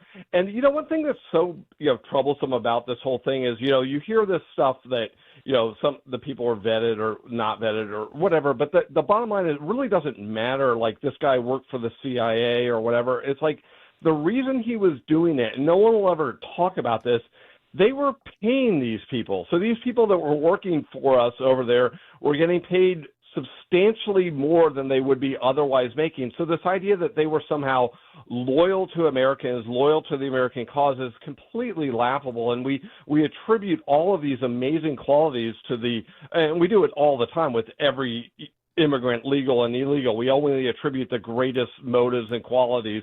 But this idea that, any of these people, one, could have been vetted is nonsense because there's no way to, you do the records check, you call the guy at the Taliban county office to see if he's okay. It's such utter nonsense. And the other thing that's just so bothersome about it, and I think your point of it's like you dump the problem here and then the Trump administration is in the lose-lose. It's just like the overall immigration policy, the Biden policy, the cynicism of it was you dump in 10 to 20 million people and then you act like the Trump administration is mean by trying to send them back. It's insane. But, one of the things I, saw that we brought in, I think it was 190,000 people total in these Operation Afghans Are Wonderful or whatever they call them. So this idea that we had so much help over there is also kind of hard to believe because it's like, then why did the Taliban overrun the country in like 2 weeks? It's like we had really this much help. It's hard to believe that. And it's also like hard to believe like how many translators did each service member have because everyone seems to have been a translator for the Americans. So the whole thing is so much nonsense, and we are at such a public safety risk, and we probably have not even scratched the surface of this yet.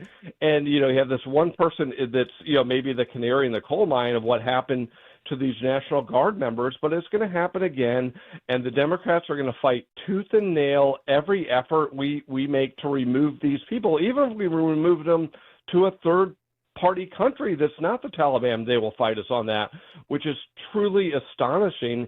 And then you put on top of that, I don't know if you've seen the numbers, but the percentage of people from Afghanistan that are on like the SNAP program and some of these programs, it's astonishingly high. It's probably around like 50%. So we're it's bleeding money. It's putting us at risk.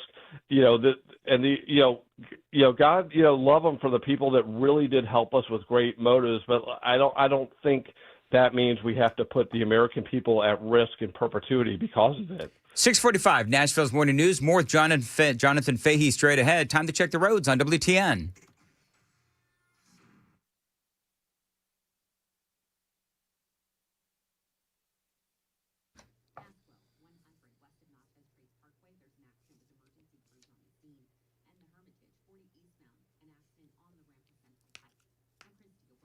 As far as your weather goes, it's going to be cold today, but mostly sunny and a high of 35. Appreciate you listening to Nashville's Morning News on Super Talk 99.7 WTN. Jonathan Fahey is joining us. When I said that Trump is in a lose-lose, here's what I mean by that. So Biden's administration brings in, of course, the failed pullout of Afghanistan led to all that chaos, not to mention the deaths of 13 members of our military. But we had all of that chaos of the pullout of Afghanistan, which means that we loaded thousands of these folks into airplanes and brought them into America. So Trump is, damned if he does and damned if he doesn't, in the sense that if he says, okay, you know what? No asylum for you, and you've got to go back to Afghanistan, he is going to get absolutely skewered. So then you let them stay, and this is what happens. And so I think that the Biden administration did set up the Trump administration to fail, and they did also set up the American people to fail, given what we're now seeing. Not only, as you mentioned, the number of these folks either, from Somalia or Yemen or Afghanistan who are on the government dole and living off of the taxpayers clearly getting a little frustrated. And so I think for the Trump administration, it does make all the sense in the world to try to pause permanently all migration from these third world countries. One of the other things that's we're all talking about here, Jonathan, in the 7th Congressional District, we've got that big race going on today, is that I believe, and Scott Jennings and many others believe, that the Democrats, if they ultimately get back into power, they're going to start going after people like Pete Hegseth and of course, Donald Trump and maybe Tom Homan as well. Try to bring him up on charges. And, Pete Hegseth, maybe war crimes and all that kind of stuff. How worried are you that if the Democrats get back into power, they're going to start doing that kind of thing, like we saw during the Biden administration when they went after Donald Trump? We know that's exactly what they're going to do because we know they don't have any other sort of policy or affirmative policy that they're pushing. And all they talk about is Donald Trump, and all they engage in are all these subversive tactics, with immigration or with any of these things, trying to undermine the military. So, yeah, they're going to do that. They're going to basically tie up the country for the two years until the next election if they get elected, and they're gonna try to all they're gonna do is investigate, try to make the administration look bad, try to think of reasons to impeach President Trump again or bring people up on charges. So it's really going to be bad. And I think when people are voting, particularly you have like Tennessee, it's such a close margin right now in the House that it's like we need to keep the House so that we can get hopefully some good legislation passed so the American people can see the good things the Republicans are doing. But the downside is really, really bad. And I think it's always hard to say bad things will happen if somebody gets elected, as opposed to it's a lot easier to say, hey, look at the things we've done, and that's how things are usually decided in elections. So the Republicans really need to have a great year, and it does scare me when I see that election in Tennessee. I think the Republican, from what I understand, is going to pull it out, but the fact that it's even close with that level of candidate on the Democratic side versus a very strong candidate on the Republican side is kind of concerning, because it's somewhat of a barometer of where the American people are. When places that shouldn't be close become close, it means the close places might be flipping. So, yeah, I think that's going to be the main strategy of the Democratic Party, will be go all in Donald Trump administration to set themselves up for 2028. So the Trump administration double tap, taking out the narco terrorists. The left is losing their ever-loving mind over this.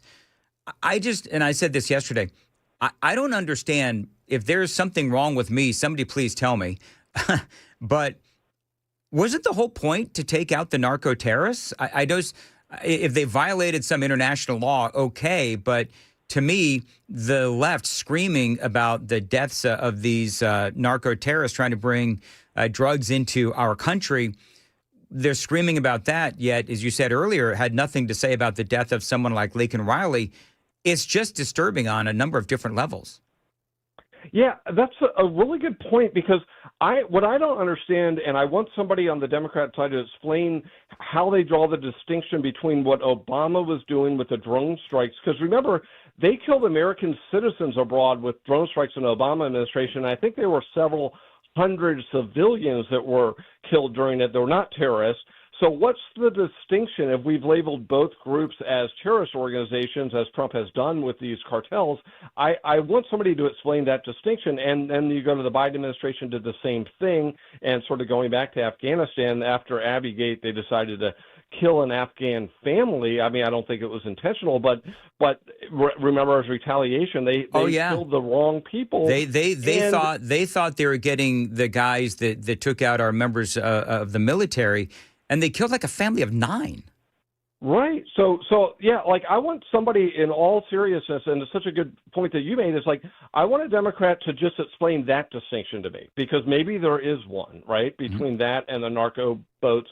Because if you think of what has the more direct impact on American people and American people's lives, is it somebody over in Yemen, or are people bringing drugs that are going to kill American kids to our country, which is actually a greater risk to our country? And also, strategically, what's also a greater benefit is Donald Trump is basically reclaiming the Western Hemisphere, and the message is really strong to Mexico when he's doing this, and we'll get a lot more help out of them, and really strong to China. So there's a strategic benefit to it, which arguably I don't think was with some of the stuff in Yemen. And then there is the direct benefit to public safety. But yeah, like, going back to your point, it's like, yeah, what if it's wrong? It's always been wrong. You know, it's been wrong since 2001. And if it hasn't been, then they are just making politics out of something they shouldn't be making politics out of. All right, real quick, Tim Walz, governor of Minnesota. I know that you've been keeping up with this story.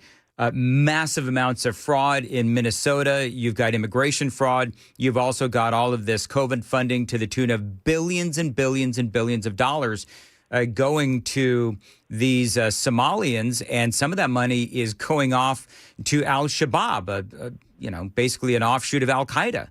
I'm not really shocked by all of this, but, what's your take on that? Yeah, Tim Walz, I mean, every time you look at, watch him on TV or something, he just is one of the least impressive people, sort of, just talking about the issues. But it makes you think that they were covering this up for political reasons, because they didn't want to upset the Somali community. And another situation where the Democrats put illegal immigrants or immigrants ahead of the American people. But it just shows utter incompetence, utter unwillingness to deal with something because it's politically incorrect. And now they're going to, probably attack Republicans for pointing it out, which they always do. But yeah, Tim Walz is just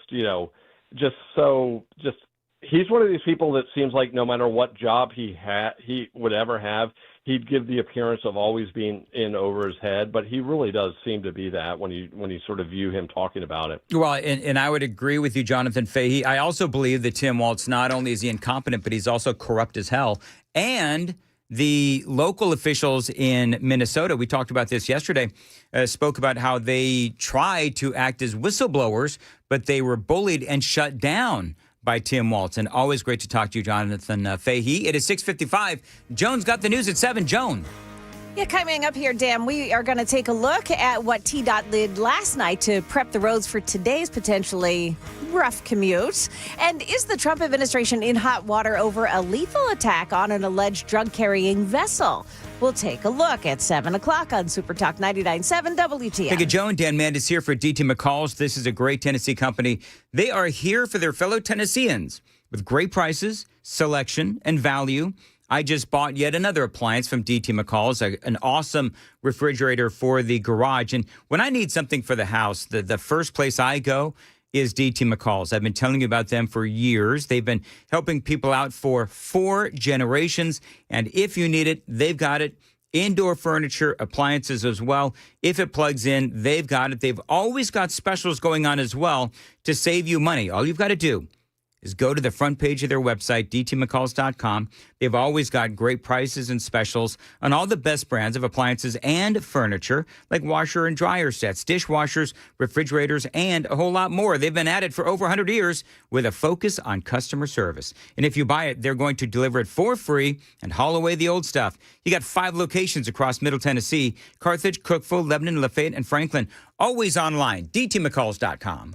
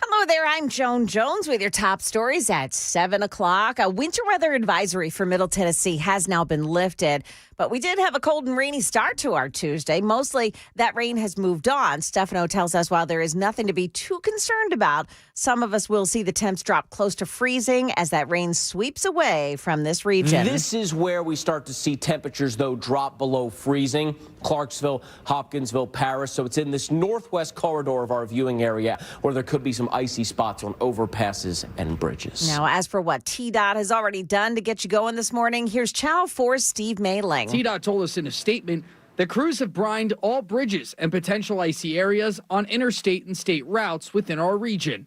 They also added that they have crews on standby in each county from midnight until 7:30 a.m. Tuesday to ensure roads are cared for. And we will be on top of road conditions all morning long. Well, this is election day around here, and voters in the 7th Congressional District have a choice between conservative Republican Matt Van Epps and progressive Democrat Afton Bain, who was asked by CNN if there's one Kamala Harris policy that she does not agree with. Policy positions are, I'm trying to make life more affordable for Tennesseans. I really haven't thought about it just because I've been so fixated on winning this race and trying to lower costs for Tennessee families. All right, so be sure you're eligible to vote today if you haven't already done so. Apparently, some voters are confusing Metro Council District 7 with Congressional District 7. You can check out your eligibility to vote in today's election at the govotn.gov website. Just fill out your address to find out. Lethal military strikes on drug-carrying vessels in the Caribbean are getting more attention in Washington. Here's ABC's Lionel Moisey. New questions about that second boat strike off the coast of Venezuela in September, targeting suspected drug traffickers. The Pentagon facing accusations of a war crime. According to the Washington Post, a second missile was targeting 2 survivors clinging to the wreckage. The White House now under fire, with lawmakers on both sides of the aisle citing international law that prohibits killing enemy combatants who no longer pose a threat. Now, at the White House press briefing yesterday, a reporter asked White House Press Secretary Caroline Leavitt if Secretary of War Pete Hegseth ordered everyone on the boat to be killed. From Secretary Hegseth, everyone be killed, and did that come from President Trump? I saw that quoted in a Washington Post story. I would reject that the Secretary of War ever said that. However, the president has made it quite clear that if narco-terrorists, again, are trafficking illegal drugs towards the United States, he has the authority to kill them. And that's what this administration is doing. President Trump's cabinet will meet today. This topic, of course, will surface. Market numbers brought to you by Beacon Capital Management, online at beaconcm.com. Looks like we're headed for a positive start in the markets after a big sell-off yesterday. Dow futures are plus 23, NASDAQ futures gaining 87, S&P futures, they're up 14 points. That's the latest news. We've got your traffic and weather ahead. I'm Joan Jones, WTN News.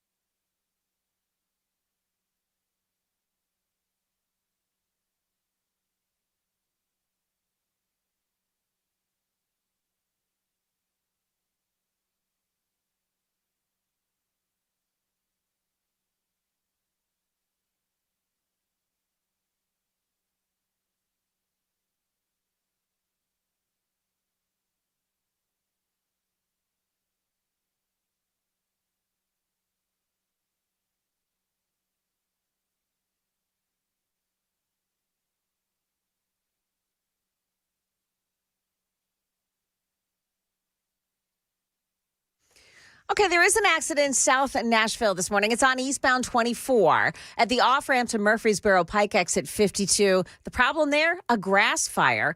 And the off-ramp has been blocked off by it this morning. Big jam up in that area as well. Got a crash on 24 westbound side just before Bell Road. The right exit lane has been blocked off by it. In Madison at Myatt Drive and DuPont Avenue, watch for a crash. And in Una, Smith Springs Road at Murfreesboro Pike, the scene of a crash involving injuries. Traffic every 10 minutes every morning on Super Talk 99.7 WTN.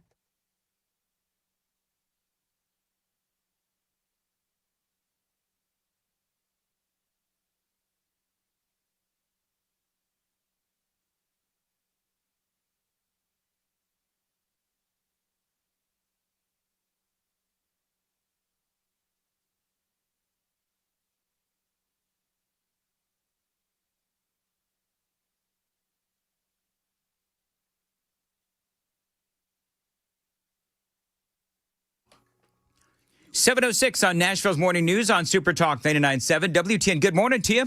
Hope you're doing well, and welcome on in to Nashville's Morning News.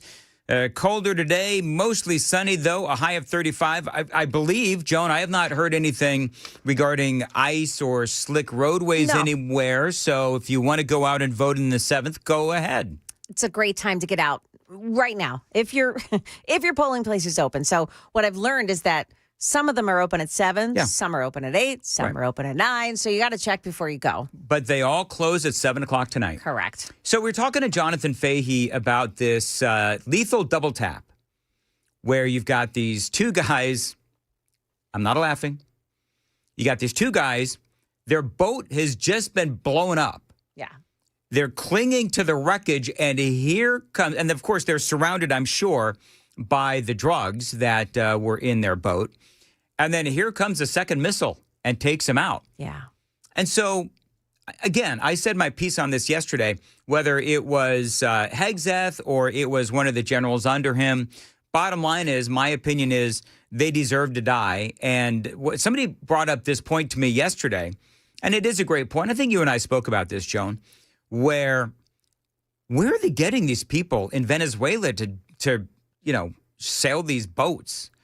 I mean, maybe they just don't monitor news there. Maybe that's what Venezuela. It is. Maybe they don't know that they're heading for certain death. But anyway, So you heard Jonathan Fahey point out Obama's drone strikes. I had forgotten how many innocent people he killed. Yeah.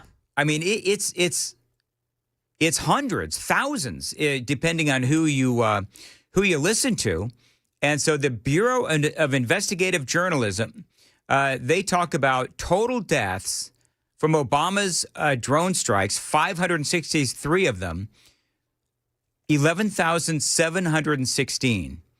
And civilian deaths, you had up towards 1,000. So just, again, it depends on how you categorize the deaths and whatever. But the bottom line is that I don't think these two Venezuelans that were on a drug boat, you can call them narco-terrorists, but, I mean, they deserve to die. They're trying to bring drugs into our country, and those drugs were going to or very well could kill people. So I don't have an issue with this. Now, I realize there are certain laws, but, I mean, okay, so where were these Democrats when Obama was drone striking funerals and killing children? Which, by the way, Sam, when was that? Yeah, the Yemen strike in 2009 killed 55, 21 of which were children. Multiple double tap strikes hit rescuers and funerals, adding an additional 70 civilian deaths. Yeah, Donald Trump, ultimately the buck stops with Donald Trump. It is his policy. So Trump takes out a couple of narco terrorists in a double tap, and suddenly he's a bad guy, but they had nothing to say about Obama. But I'm going to be fair. There were Democrats who had a problem with what Obama was doing as well. So, hey, you were playing, Joan, real quick. You were playing that short cut of Afton Bain on with Casey Hunt. Is that her name? Casey Hunt on CNN. On CNN. Mm-hmm. You had a little version provided to you by ABC News. I've got the longer cut. Oh, you do? Oh, my goodness. It is awkward. Oh, I love it. So this is a minute 34 on this election day for the 7th Congressional District. Do you know what I'm noticing? And you folks that are watching on Super Talk TV, I'm going to describe it for you. But Cassie Hunt is just, she's got a look on her face like somebody farted in the elevator. See, I was going to go the other direction. I thought you were going to talk about the smugness from the lady in the striped sweater. Well, yeah, Afton Bain, she does have a certain smugness about her, but you have, I think the point that I'm going to make is that I don't think the Democrats are really sold on Afton Bain. I mean, there's a reason why Kamala Harris did not endorse her. There's a reason why AOC and Jasmine Crockett and Al Gore, they basically phoned it in, right? They phoned in their teletown halls with Afton Bain as opposed to flying in.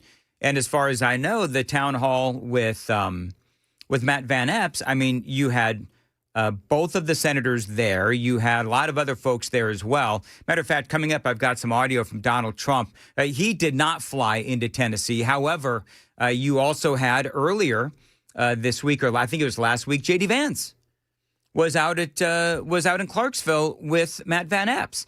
So the Republicans are clearly standing by Matt Van Epps as a person they are proud to endorse. Is that the same with Afton Bain? I don't think that it is. And so this is Ol Afton, and she is on CNN. And basically, the question was, is there anything that Kamala Harris, and correct me if I'm wrong, Joan, the question was, is there anything that Kamala Harris did that you disagree with? Is that what the question was? Any of her policy positions that Afton Bain is opposed to. All right, here, listen. Are there any policies that the party's presidential nominee, Kamala Harris, held that you disagree with? Honestly, haven't thought about it. I've got 24 hours to, I don't mean to be flippant, but I have 24 hours to win this race. And I don't think she's being flippant. I think she's just not smart. Or she's lying. Lying. Yeah. She refuses to answer actually pretty basic policy questions. And I think that should worry everyone. I mean, it doesn't worry the left because blue no matter who, right? And do you know what's interesting? And then I'm going to play the let me play the rest of it. This is more Afton Bain.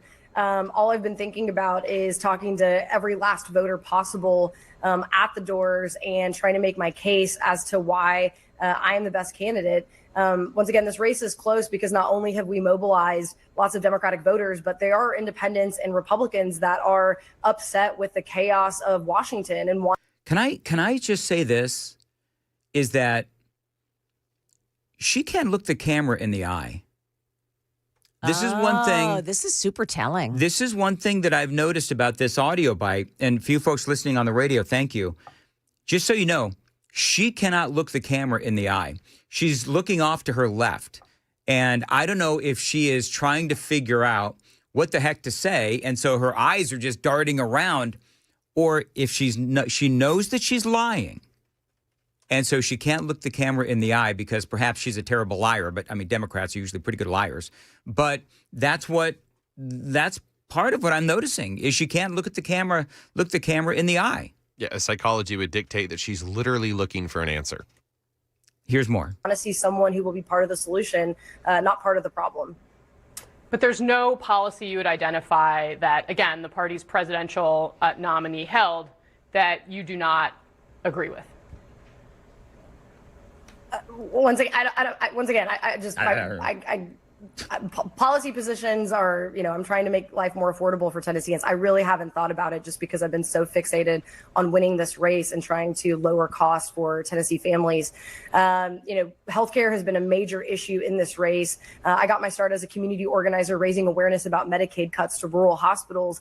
And unfortunately, with the passage of the big ugly bill, Medicaid cuts are imminent. And so, like I said, I'm just trying to win this race. I've been super focused and fixated on talking to every voter possible to get to the polls, as polls will open at 7 a.m. tomorrow. So what's interesting is that I find it hard to believe that somebody, if I decided to run for Congress, for example, Lord help us, but if I ever decided to run for Congress, I would have my policy initiatives pretty dialed in. And if there was something that I disagreed with, the leader of my party, supposedly Kamala Harris, if there's something that I disagreed with them on, I would find an artful way to talk about that disagreement. But to sit here and tell, her spin really is that I haven't really thought about it. Does anybody buy that? Do you buy that, Joan? No. I don't buy it.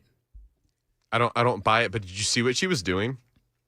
In that response, if you want to rewind it, she has got her points on the right next to her on the table in the corner.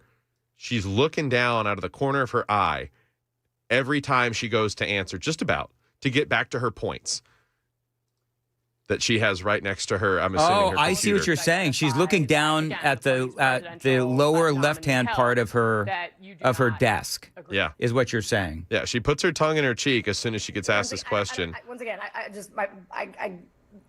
policy positions are, I'm trying to make life more affordable. She keeps for looking to Tennesseans. her I really left. haven't thought about it just because I've been Looking so down. fixated on winning this race and trying to There it lower goes. costs Looking for down, Tennessee looking down. families. I don't know. She has to have lower costs for Tennessee families written out. Maybe she's got the answers like written on her arm. It's what it's honestly starting to look like. Is that one kid that was unprepared for the quiz, and you're looking over and I can't tell. It's all smudging now. 7:17. Time to check the roads on WTN.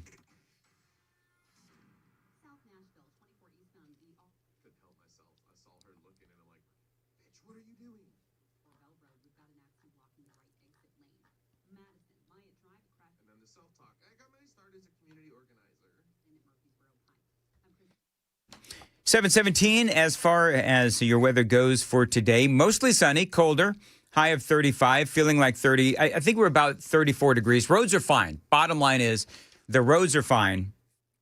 One of the other things that, and I'm going to say this, because there's a lot have been made about Republicans, and we're talking about left versus right, and how you have Republicans. They're not sold on Matt Van Epps, and they're not going to vote for the lesser of two evils. So when you have the Democrats, and I believe that they are clearly not sold on Afton Bain, which is why they're phoning in, literally phoning in these teletown halls, right? So, but they're blue no matter who. So they're going to support Afton Bain regardless.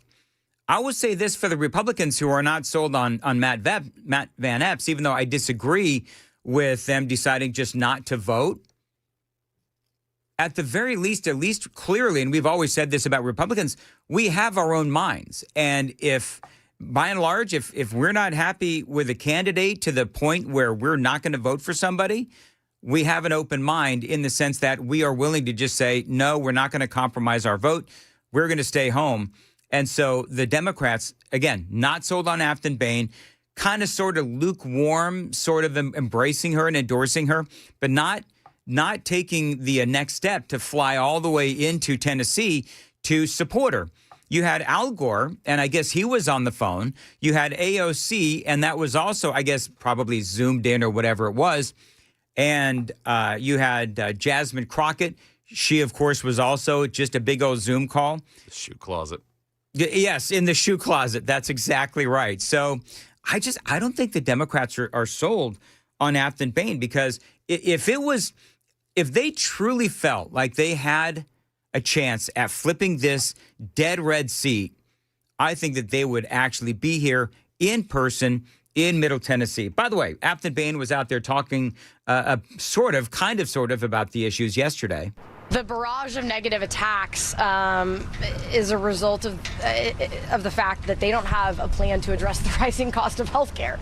The negativity is ongoing, and Could it possibly be, Afton Bain, that the negativity is because you have been calling our side? You called Donald Trump, of course, a white supremacist and a bigot, and I think racist bigot and all that kind of stuff.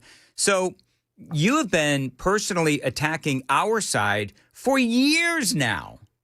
And I could say the same thing about you. And given the fact that you actually refuse to answer questions about your policies and the actual issues that people do care about, like defunding the police, for example, it seems like you don't have any ideas, really. You keep talking about how, okay, what we're going to do is, we're going to lower the cost of health care. Really? Can you tell me how?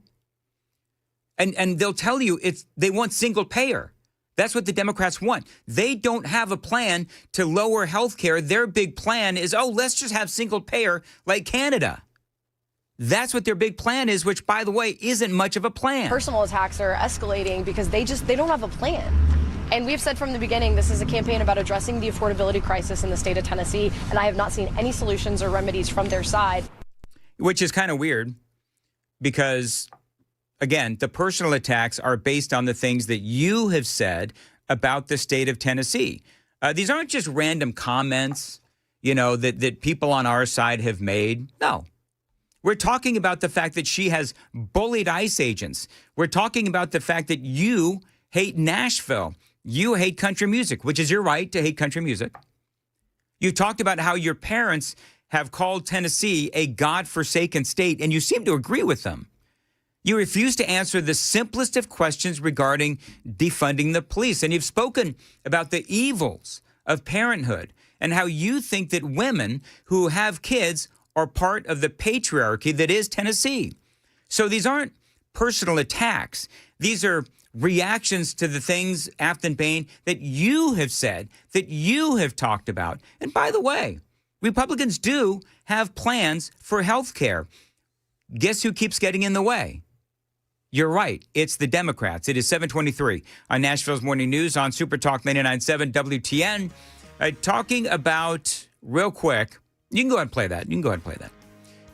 You've got Cheatham County is now open. Davidson County is now open. Dixon County, Montgomery County, Robertson County, Williamson County, all of those are open now. You've got Wayne County, Stewart County. You've got Hickman County all opening up at 8 a.m. Benton County and also Decatur open at 8 a.m.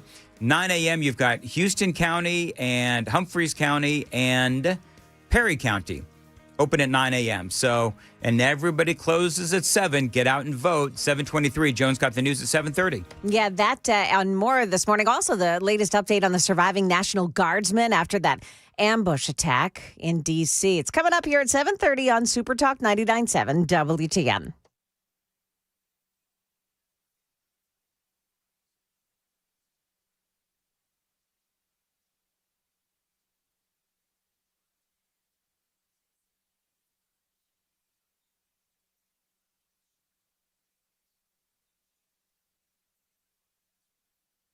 $7:23, Nashville's Morning News on Super Talk 99.7 WTN. By the way, Super Text line is open, very active this morning. Thank you. Watch us on YouTube and Twitter, Twitch. You've got 997WTN.com. My favorite, of course, is YouTube. You can also watch us on Facebook. Window Nation. Listen, if you need to replace your windows, but you've been putting it off because of the cost, well, right now is a great time to call my friends at Window Nation because right now they've got a great deal going on. It is their end of year sale going on right now at Window Nation, 50% off all window styles. And you could get 0% interest financing for 5 years. So replace your old or builder grade windows with custom built high quality windows from my friends at Window Nation. And don't forget that great deal, 50% off all window styles. And they've got a ton of styles, as a matter of fact. And you could get 0% interest financing for 5 years. They've got an A+ rating from the Better Business Bureau. And yours truly, I've got 4 Window Nation windows in my home. This is a great company. Check them out online, windownation.com. That's windownation.com. 866-90-NATION is the phone number. As always, mention Dan Mandis, 866-90-NATION, windownation.com.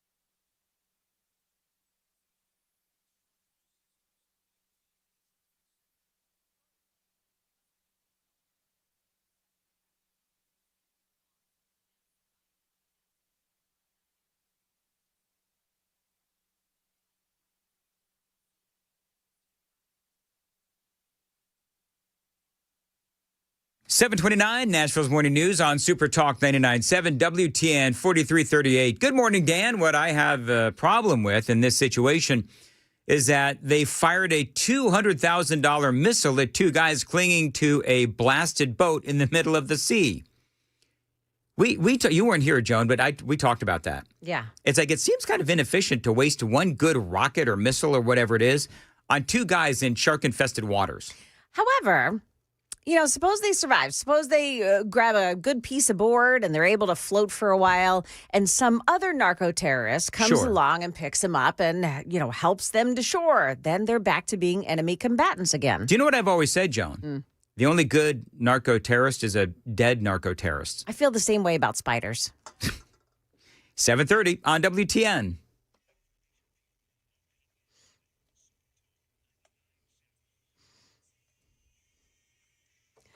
It is now 7:30, and I'm Joan Jones with your top stories. Well, colder temps mean some people will try to stay warm in unsafe ways, including using space heaters while you're sleeping or keeping the house warm with your oven door open. The state's fire marshal with a reminder to check your smoke detectors. A working smoke alarm is your first line of defense in a fire. A working smoke alarm is faster than the fastest fire truck.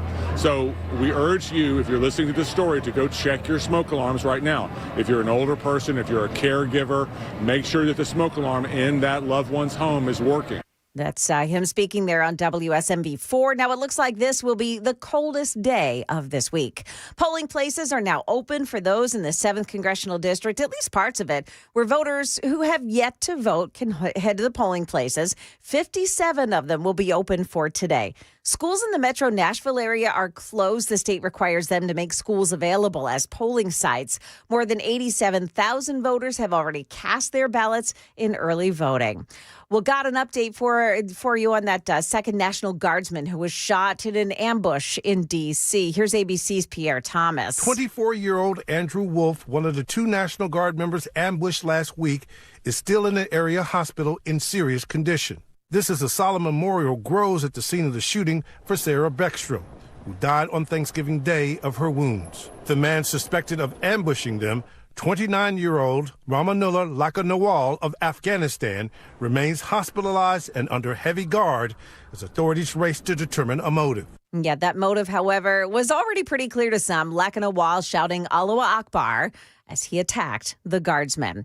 Right now, we've got Dow futures up about 55 points. We've got NASDAQ futures gaining 96 and the S&P futures 15 points higher. About an hour to go until the opening bell. That is the latest news, traffic, and weather next. I'm Joan Jones, WTN News. Thank you, Joan. 7:32, Nashville's Morning News on Super Talk 99.7. Dan Mandis here. What if every home had a touch of magic, where every device was connected by an invisible force? Well, it's not a wizardry. It is the most intelligent Wi-Fi from Xfinity. Wi-Fi is so brilliant, it knows when to boost speeds to the devices that need it most, making the Emerald City sparklify for your wicked watch party. That's right. Or instantly pause any device without the tap of a wand. This copy is really hard to read. It's terrible. Or instantaneously pause any device without the tap of a wand, or grant your device the power to protect against threats at home or online, keeping you safe from mischief. With Xfinity Mobile, you can stream from the end of your driveway to the edge of Oz with intelligent Wi-Fi and 5G together. And right now, you can cast a spell to stop time and keep your internet price steady for 5 years guaranteed. Plus, you get Wi-Fi equipment included, no contracts or commitments. Sure, it all feels like magic, but really, it's intelligent Wi-Fi from Xfinity. Imagine that. And see Wicked for Good, only in theaters now. Legal restrictions apply. Select plans only. Xfinity Mobile requires Xfinity Internet.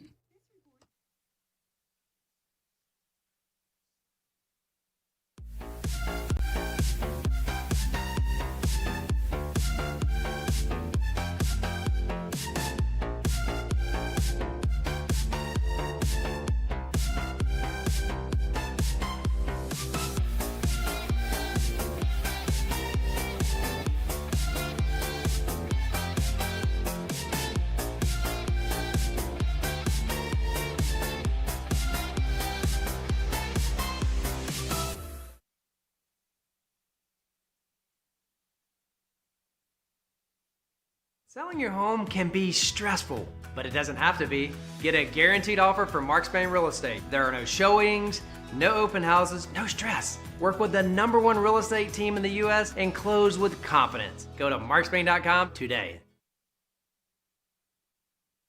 Hey, this is Pastor Al, and join us on Super Talk 99.7, Sunday evenings from 7 to 8. We're going to look at the news from a biblical perspective.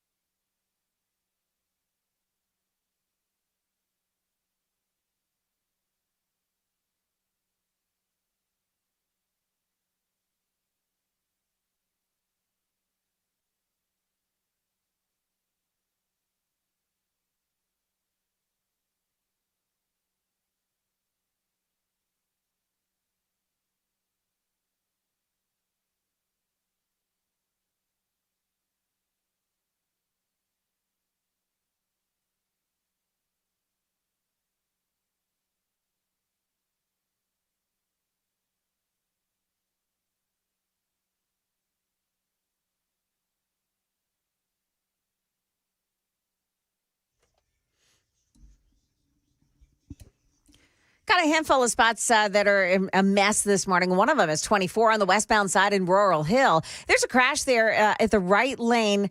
It's blocked off before Bell Road, exit 59, because of a crash. And there are reports that it's actually two separate crashes in that one spot.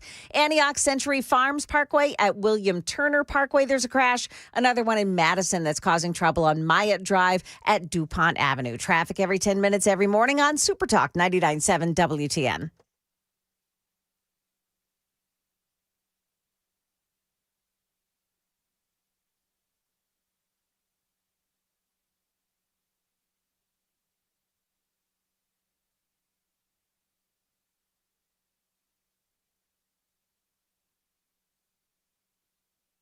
.737 Nashville's Morning News on Super Talk 99.7 WTN. Dan Mandis here. And Joan, we're talking about the poly market again. Uh-oh. Because, you know, the poly market, you've got the Emerson polling. And I don't know if there's been any other polling other than the Emerson polling. Maybe there was, and I just haven't seen it. I'm not really buying the polling, to be perfectly honest. And we talked about... with you. Yeah, I don't buy it. But so... The poly market is like people who bet on sports, right? I knew, not sports, but politics. And so I knew a guy that bet on politics. He's a friend of mine, Ross. And I don't know if he's betting on the 7th. I don't even know if he still does it. But people do this. And so I would be more willing to bet that the more accurate polling, if you will, would be what's going on the poly market, because those people, they don't care about politics. The only thing they care about is making money. And so they want to win the bet. The poly market is showing that Afton Bain is going to lose and lose bigly. So what are they saying, Sam? So just on the clarification, poly market is the leading crypto-based prediction market. So it's specifically using that crypto coin. And it's got Van Epps with an 87% implied probability of winning, which means Afton Bain is at a 13% chance. Then if you look at Kalshi, which is a regulated prediction market, it's at 85% implied probability for Matt Van Epps' victory and a 16% implied probability for Afton Bain. So clearly the bettors believe that Matt Van Epps is going to win. Yeah, if you want the money line, Matt Van Epps minus 615. So if you bet $615, you're only going to win 100. And if you bet on Afton Bain, who's a plus 669 long shot, bet $100 to win $669. For those are your odds from the traditional sense. All right, so real quick, because Afton Bain and some people on the super text line asking the questions as well. You know, one of her big things is Republicans don't have any ideas on how to solve the problems of healthcare, right? So a couple of things just real quick. And I know that you folks have heard me say this before. I would like the Republicans to come up with some ideas as well. But they do have ideas. But remember, the Democrats are blocking them at every turn because what the Democrats want is Afton Bain's idea. Afton Bain's idea of health care for Americans and a health care that would work for America is single payer, furnished by the government, and illegal aliens get all of the health care that they want, along with all of the migrants and everybody else that is in this country. Everybody gets health care, right? And it's health care that, frankly, is going to suck. And we'll have massive tax increases as well. Now, one of the things that Republicans want to do, or many things that Republicans want to do, they want to, because remember, Afton Bain says that Republicans have no ideas on how to improve health care. Well, clean up the waste and fraud in Obamacare. That is a big one. And Republicans have been talking about that for a long time. And sure, this is what Republicans want to do. Ensure that illegal aliens are not getting benefits from the government. That should help lower the cost for everyone. Implement work requirements for eligibility. That is a good thing. Redirect billions of dollars in subsidies to individual health savings accounts, or HSAs. That's something else that the Republicans want to do. They want to increase competition among insurance agencies as well. So these are all things that the Republicans want to do. Now, are these all the end-all, be-all of fixing Obamacare? I don't know, because Obamacare is an absolute train wreck. But remember, Obamacare is the Democrats' mess. So for Afton Bain and all of these Democrats to say, oh, the Republicans don't have any ideas. Well, so it's now our problem to fix their problem? I mean, obviously, we want to do what we can to fix health care, but they're the ones that shanked it in the first place with Obamacare. There needs to be affordable plans for working families. And right now, there just is none. Right now, if you have no income or you're extremely poor, then Obamacare works because guess what? You get it for free. But most working folks who don't have insurance are having to pay massive amounts of money for coverage that is both ill-fitting for their needs and expensive. Really expensive.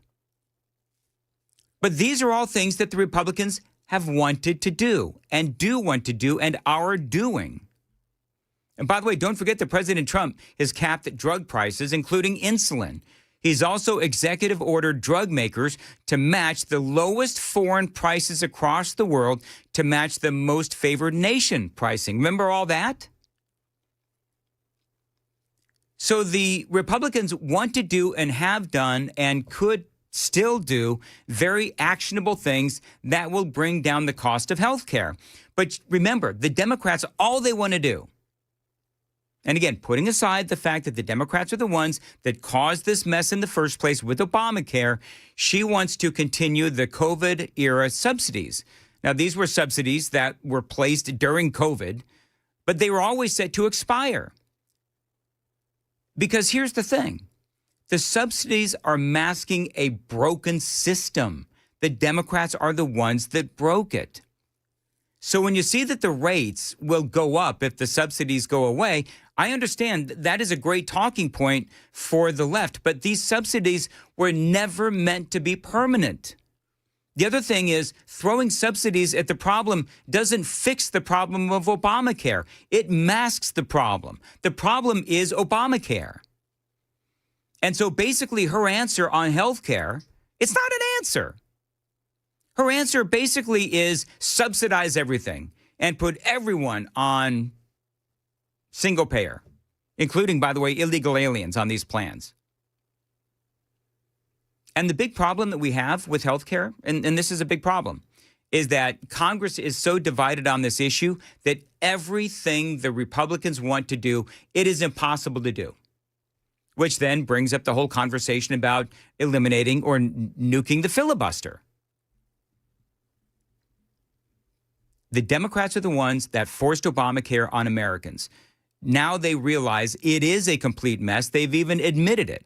But they're accusing the Republicans of wanting to starve children if they dare try and fix it. That's the problem. That's the problem that Americans have. That's the real truth about Obamacare and which side broke it and which side is truly wanting to fix it. The Republicans are really, truly wanting to fix it.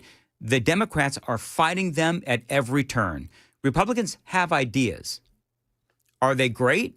Are they perfect? No. I think some of the ideas are really good, but are their solutions collectively perfect? No.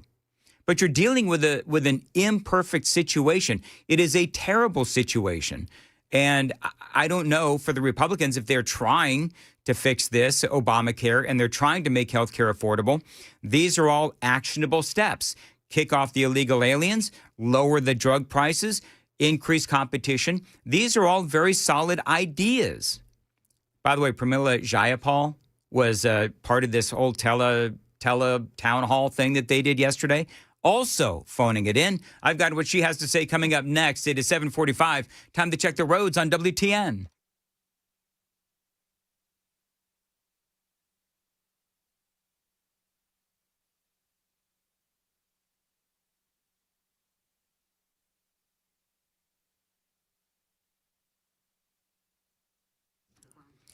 Far as your weather goes, colder today, mostly sunny, a high of 35. Sam brings up during the break, and it's a great point, that Democrats want trans surgeries for kids with that single payer. So it's a great talking point for Afton Bain to say, oh, Republicans have no ideas on how to lower health costs. I just gave you like 8 or 9. Yeah. Actionable things that Republicans want to do or have tried to do or have done to lower the cost of health care. But they can only do so much because Obamacare itself is an albatross. And yeah, they want illegal aliens to be on that single payer. And yeah, they want you and I, through our taxpayer dollars, to pay for the trans surgeries for overall people and for minors as well. So I'm sorry, but I'm not buying that talking point, and neither should you. Here's Pramila Jayapal. Al Gore said it really well when he was describing what is happening in Congress. This is not a moment for the weak-kneed and the cautious. This is a moment for courageous fighters like Afton, who has spent her whole life making a difference in people's lives. She's in this for all the right reasons. I had the same reaction as Alexandria did when I spoke to her, just to really understand how deeply committed she is to actually lowering healthcare costs for people who are right now facing this completely unaffordable healthcare situation in this country, thanks to Republicans' big bad betrayal bill. Big bad betrayal bill. Okay. Whatever. Yeah, you know what, Joan? Whatever. Is a proud sponsor of Medicare for All. She wants to make sure Did you hear that? Medicare for all. They want single payer. Rural hospitals don't shut down. So that is Pramila Jayapal. So once again, this argument that Republicans want to destroy these rural hospitals, it is ridiculous. So these rural hospitals are heavily subsidized. The Republicans want to make these hospitals more efficient. And the Republicans call these transformation plans. You stabilize these hospitals, you work with them to become more efficient, and you work with the states to fix the problems versus just throwing money at the problems. Yeah, and it's not just the efficiency. There is a lack in certain parts of the country, and I can even say here locally, where you've got ERs that don't have a doctor on staff at all times. They have a physician's assistant running things. And that's part of it when you're running off of subsidies.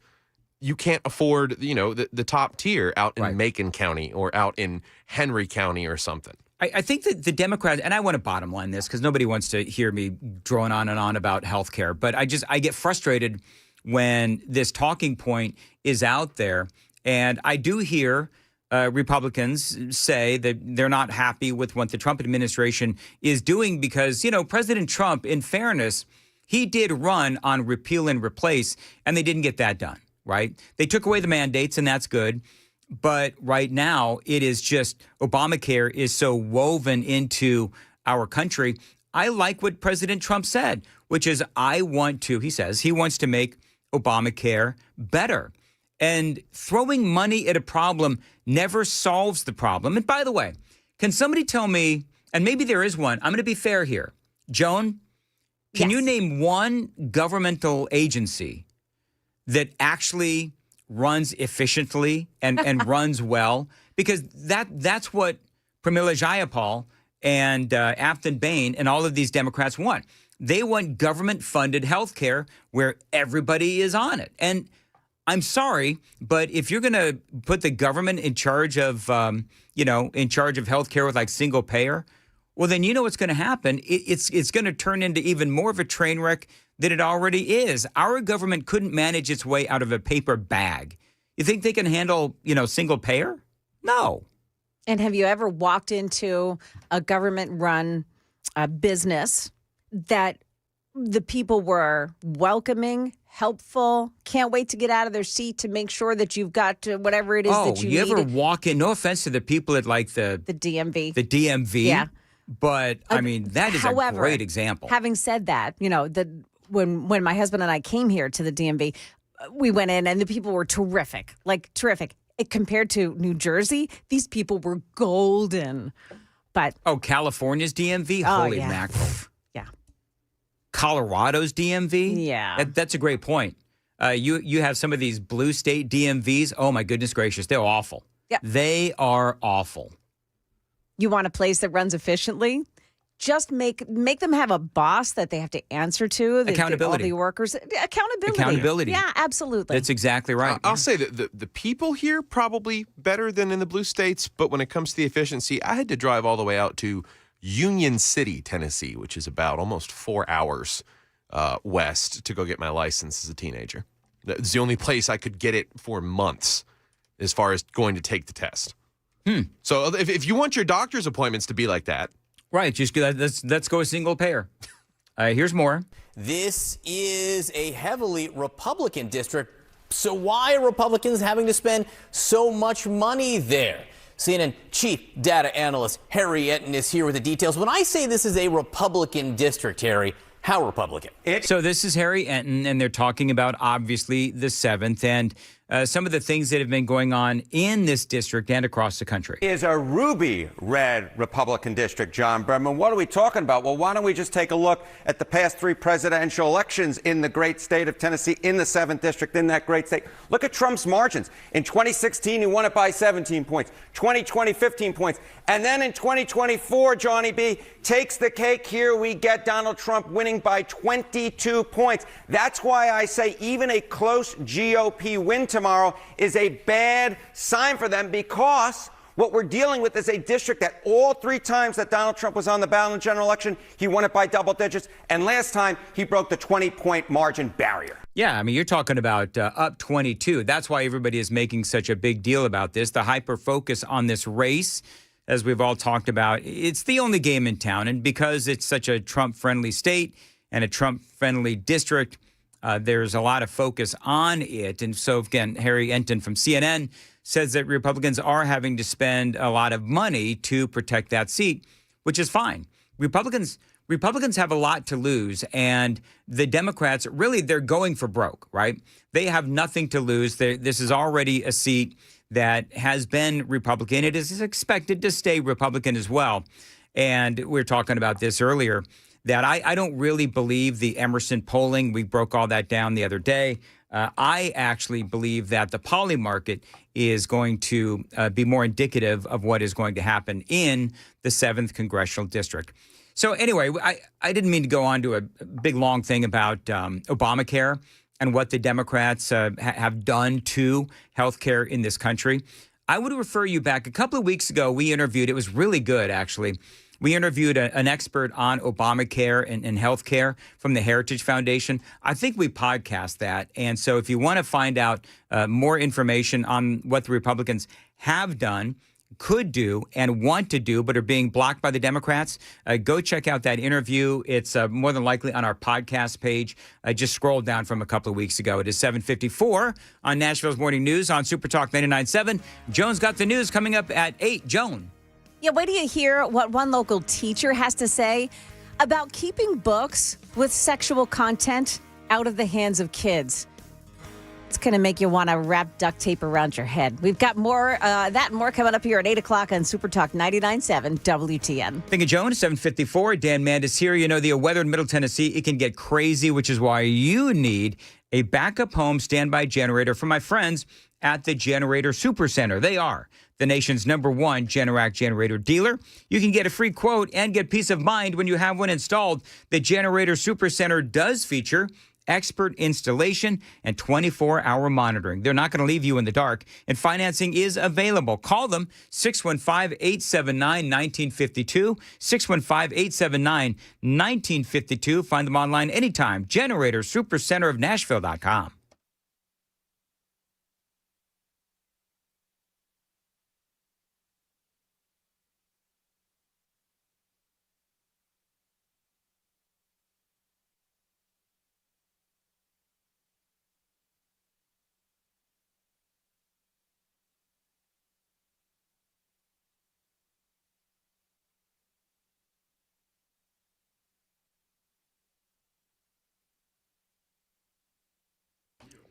All right, so Joan, you want to know what one of my favorite gifts that Amy has ever gotten me for Christmas? Oh, yeah. Go ahead. It was, and I'm gonna suck up to a client, but a watch that she bought me from Brentwood Jewelry. Yeah. One of my favorite ever gifts from my lovely wife. Now, Brentwood Jewelry, they've got gifts for everybody. We've got it. So let's do this now. We got 23 days before Christmas. Brentwood Jewelry is here for you with extended business hours heading into Christmas. So Christmas hours, Monday through Friday, 9 to 7, Saturdays 9 to 5, and Sundays 1 to 5 through Christmas. And again, they've got great gift ideas for everybody. You're talking about your wife, your husband, your mom, your dad, whatever. They've got it at Brentwood Jewelry. Great gift ideas. Check them out online, BrentwoodJewelry.com. For over 50 years, Brentwood Jewelry has been proudly serving the Brentwood community with exceptional style and exceptional deals every single day. This is a family-owned and operated business spanning 3 generations. They are deeply rooted in this community. From Salem service in Special Forces to his sons serving as local firefighters, the Amamali family, they are dedicated to giving back, and they certainly are. 23 days before Christmas. Don't forget those extended business hours, Monday through Friday, 9 to 7, Saturday, 9 to 5, and Sunday, 1 to 5 through Christmas. Check them out online, BrentwoodJewelry.com.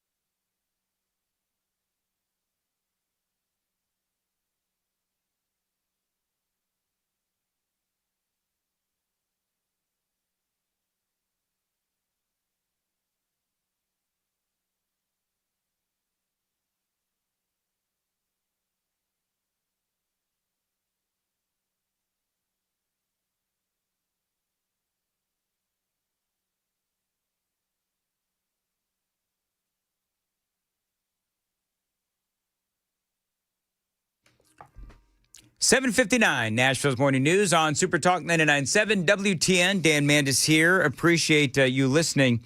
Got a lot more straight ahead and some illegal immigration in the news and a whole lot more straight ahead. Joan Jones has the news right now on WTN.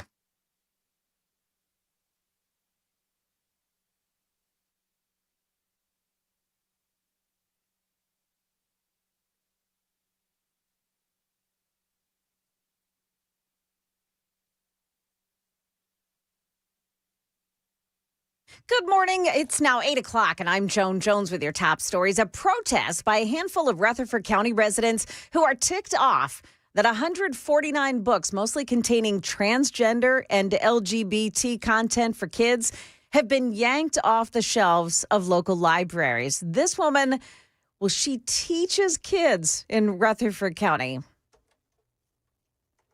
Hold on. I'm going to bring you what she had to say in just a second here. Give me a moment. Here she goes. They are making way for essentially public libraries to no longer respect citizens' First Amendment rights to free speech. Yeah, the Secretary of State has called for an immediate age appropriateness review of all juvenile books to comply with an executive order from President Trump. Nashville is joining a multi-state lawsuit over changes to HUD's homeless housing policy. Now more people are being moved out of permanent housing and into transitional housing that requires work and addiction treatment. Channel 4's Alexandria Adams. Could push nearly 1,000 current housed people back into unsafe housing situations, or even in some cases into homelessness. However, HUD says that the new policies will restore accountability and promote self-sufficiency. The new policies could also shift more funding to places that enforce bans on homeless encampments. The Trump administration has just fired 8 immigration judges out of New York City. Now, it came after an immigration judge who was still in a probationary period was fired in Ohio. That judge, her name is Tanya Niemer, she sued, claiming she was dismissed based on her gender, her dual citizenship with the country of Lebanon, and her previous run for local office as a Democrat. Costco has just sued the Trump administration. It's a preemptive strike of sorts. Costco wants a full refund if the Supreme Court strikes down the bulk of President Trump's tariffs. Costco joins about 50 other companies suing on similar grounds. And Oxford University Press has just named its Word of the Year for 2025. Rage bait is the word of the year picked by Oxford University Press. The phrase refers to online content, Oxford says, that is deliberately designed to elicit anger or outrage by being frustrating, provocative, or offensive, with the aim of driving traffic to a particular social media account. That often leads to millions of comments, shares, likes, and outrage. Rage bait was hot enough to edge out 2 other top words for this year, aura farming and biohack. Michelle Franzen, ABC News. Market numbers brought to you by Beacon Capital Management, online at beaconcm.com. We had a losing day on Wall Street yesterday, but looks better for today. The Dow futures are up 95, NASDAQ futures gaining 98, and the S&P futures are plus 18. That's the latest news. Stick around for traffic and weather next. I'm Joan Jones, WTN News.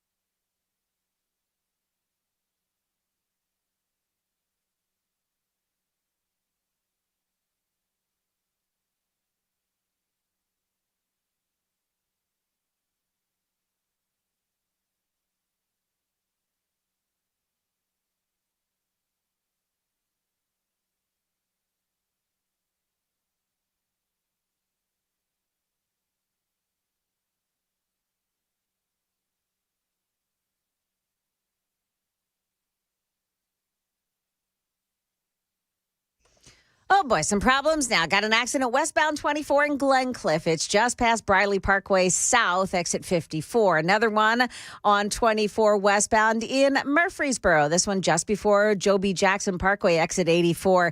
And then westbound at Laverne. There's a crash and the right shoulder is blocked off just past Waldron Road. Watch yourself on 65 in the southbound side in Creve Hall at the Hogan Road overpass. That crash there blocks off the right shoulder. Also, watch yourself in Antioch on Century Farms Parkway at William Turner Parkway, the scene of another crash. Traffic every 10 minutes every morning on Super Talk 99.7 WTN.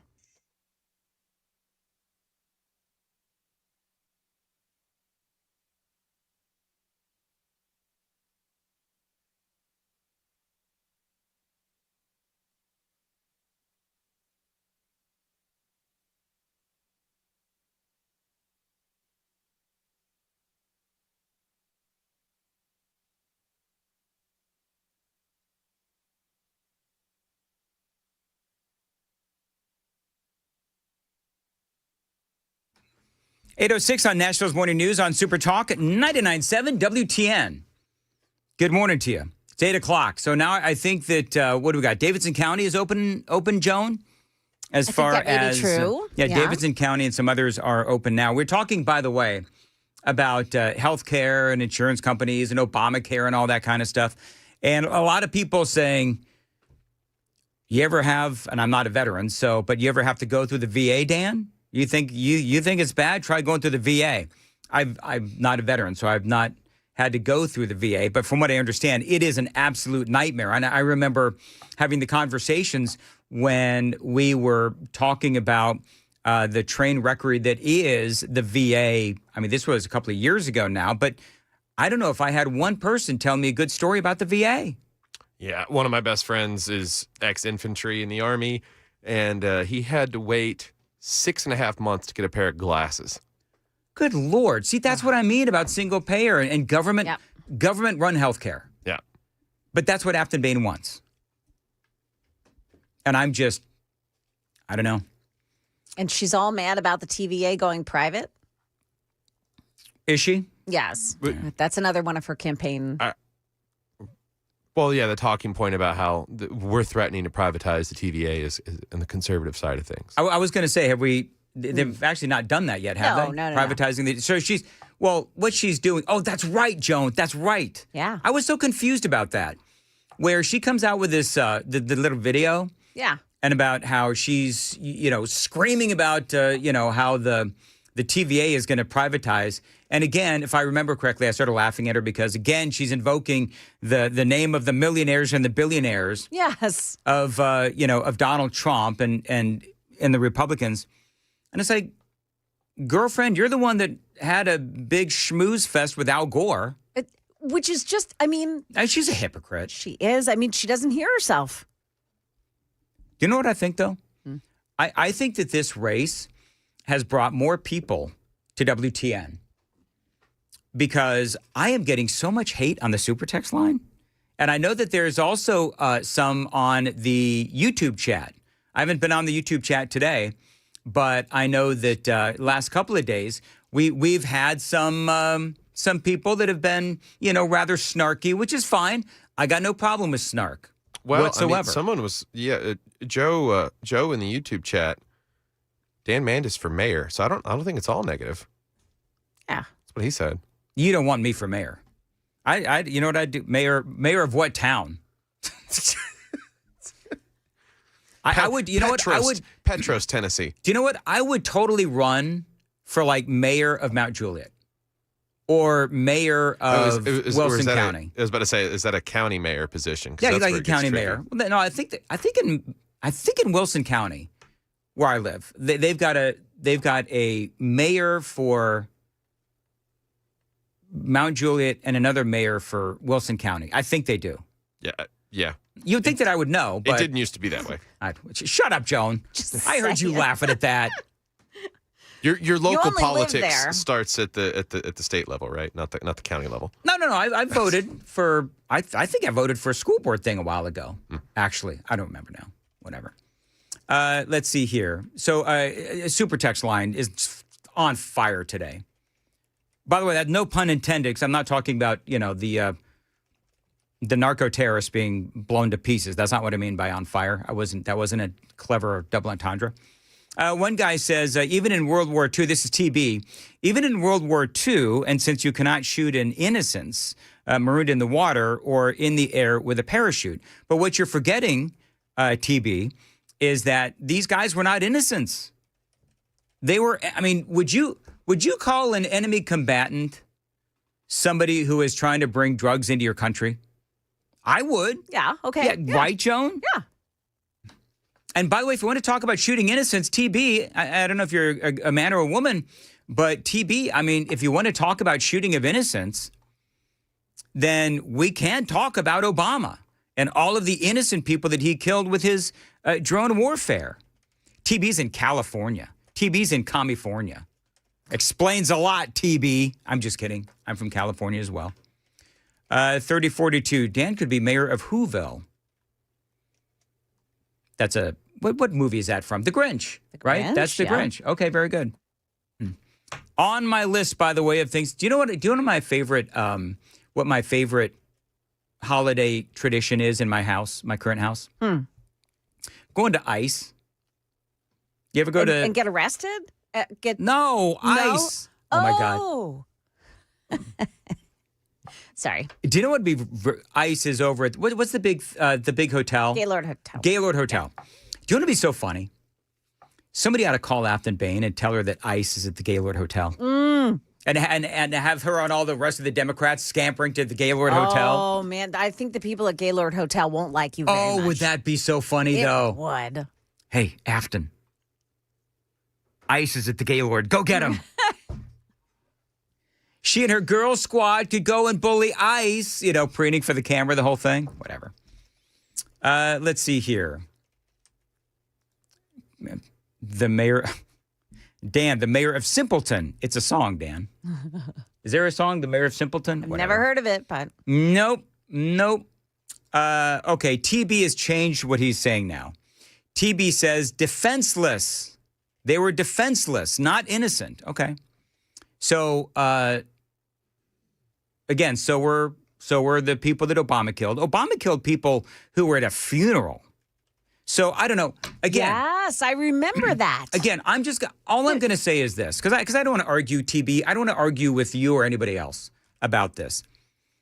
I am fully accepting of the fact that I may be missing something on the whole double tap of the narco terrorists.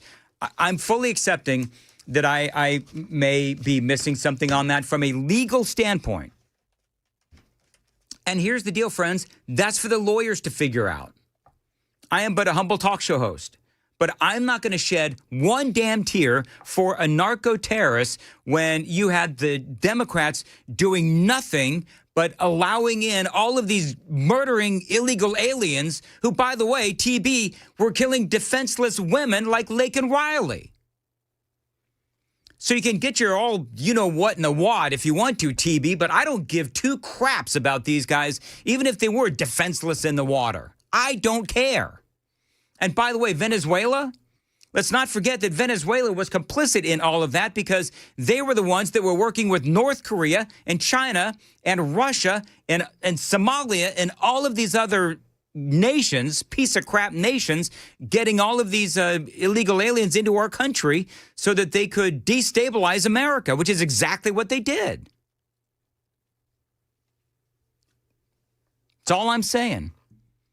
TB says, Dan, I have a California phone number because my last tour in my 27 years in the military was in California. TB, thank you for your service. You and I are just going to have to agree to disagree, friend. It is 8:50.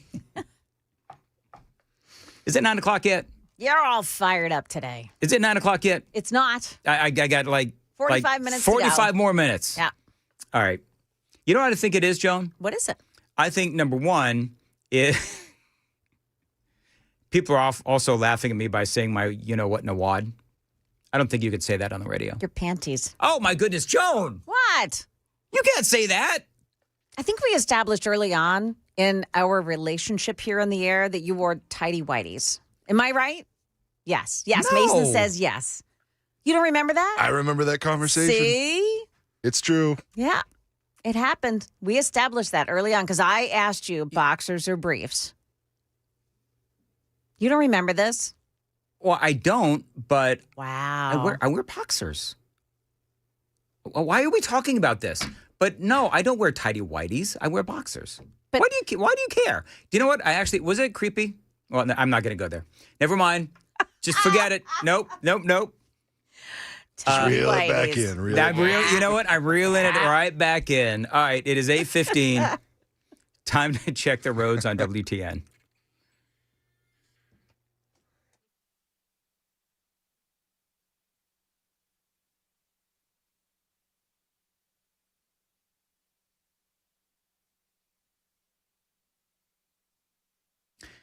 All right, 8:16 on Nashville's Morning News on Super Talk 99.7 WTN. Today, mostly sunny. How are the Mason is here now for Sam, who is now gone. So going to that old class of his he's got. Yeah. So how are the roads? Roads okay? They're all right now. I did see some little patches of ice on my way in, but nothing like crazy. It looked like on the melting half of it, not a still solid block of ice. So I think we're good. I think we're clearing up. We should be good on our way in this morning. I didn't hit any ice on the way in. None whatsoever. Nope. Well, the thing is that right now it's colder than it was when you and I were coming in. So it's 35 now. Yeah, it has gone down since this morning. Yeah, that was weird. I thought it would get, Oh, you know what? 8856 says we're talking about ice. Yeah. And joking about ice, and somebody tell Afton Bain ice is at the Gaylord. And, my family went to ICE in 2022 and caught COVID.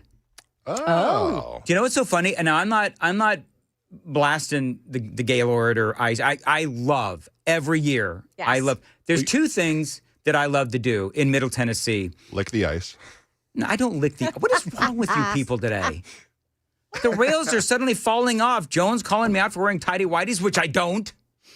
I'm in studio. What do you think's gonna happen? Right. And I love Mason jumping right in. Doesn't say a word all morning long, and then he's in here for like 2 seconds, and he's taking Joan's side in spreading the fake news. Not that anybody cares about what people are laughing now outside. 1155 says we all remember your tidy whites. No, I don't know what you people are talking about. I never said that. Now, I will admit, I used to wear them many years ago. Mm-hmm.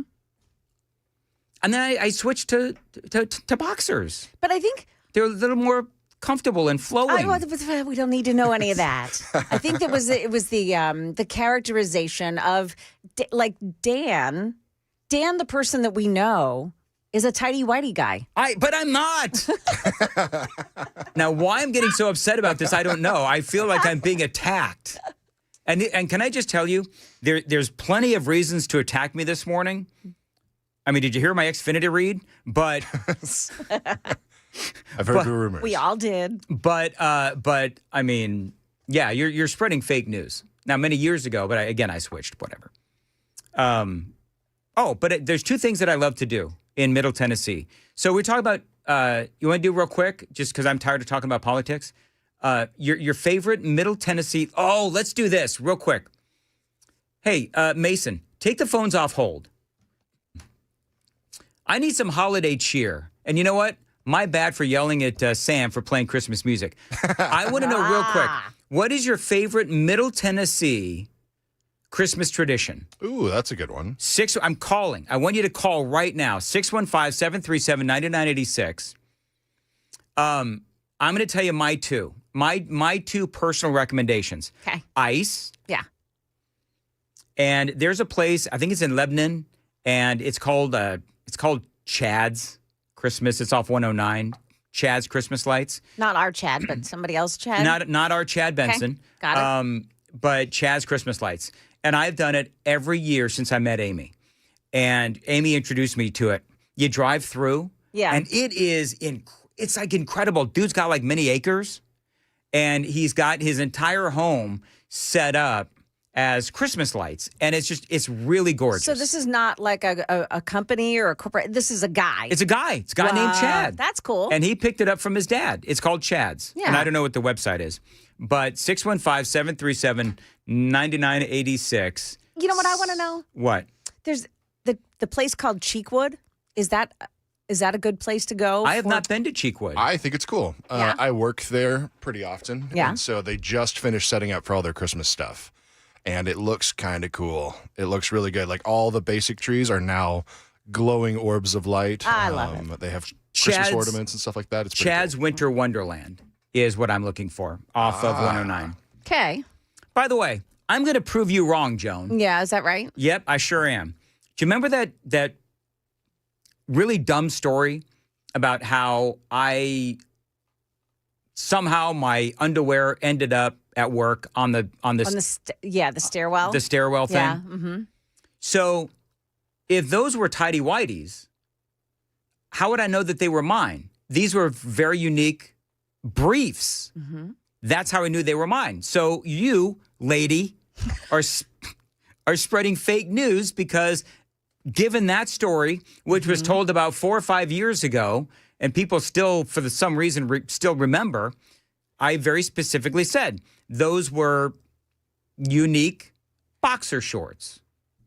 So I don't know where you all be getting the thing that I was wearing tidy whities, but I wasn't. It's just the characterization of tidy whities, like being an uptight kind of guy. I am not uptight. Well, for a brief moment, you were. Donnie's I'm not uptight. I'm not uptight. Donnie's on line 1 on WTN. Donnie, what is your favorite Middle Tennessee Christmas tradition? Hey, Dan. Good to talk to you this morning. So my Middle Tennessee favorite Christmas song is going to be Tennessee Christmas by Amy Grant. Okay, I will say that is a good song. And do you have a favorite tradition? Is there something you like to do in Middle Tennessee at Christmas time? Go to Gatlinburg, maybe. That's another one. You know, absolutely. My favorite recent pastime now is both going to ICE and seeing the lovely lights out there at Zillumination. Oh, yes. Zillumination. Yeah, whatever. Yeah. Thank you, Donnie. I appreciate it. I love Zillumination.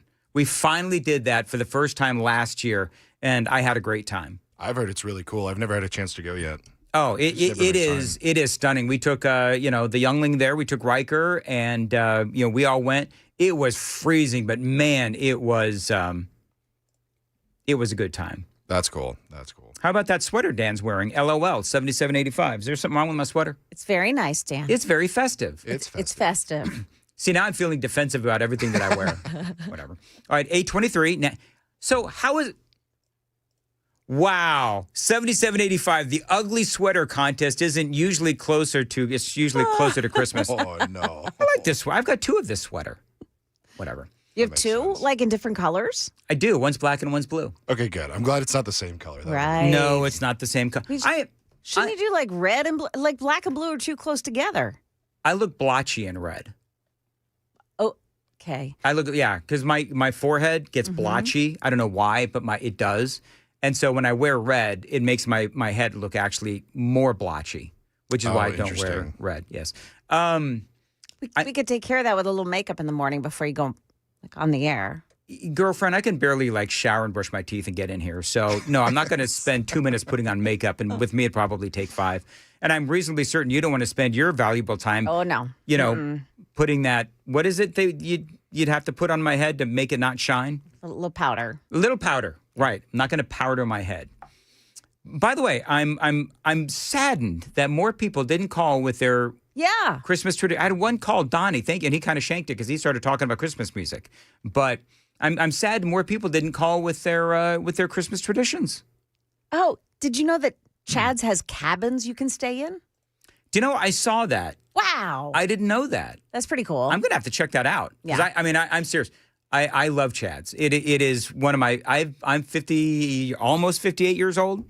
And that is one of my favorite things to do during the Christmas holidays is go to Chad's, I think, Winter Wonderland. Do you walk through it or do you drive through it? You drive through it. Okay. You drive through it, and they've got Christmas music playing on 88 point something. Yeah. And it is just a lot of fun. And they've got hot chocolate, and they've got Christmas treats and all. Oh, see, now people are calling. You folks missed your chance. I was waiting for your calls, and what ended up happening, we started talking about my underwear of choice. Yeah. At this very moment, I think being uptight like this is what lends you to that characterization of wearing tighty-whities. Okay, whatever. I'm moving on. It is... Do you want to know what's coming up in the news? Yes, please, for the love of all that is holy. What is coming up in the news? Of course, Tennessee voters are heading to the polls today. Also, there is this unbelievable major announcement from a married billionaire couple that just hit the wires this morning, and it's regarding help for the nation's kids. Wait till you hear this story coming up here at 8:30 on Super Talk 99.7 WTN. All right.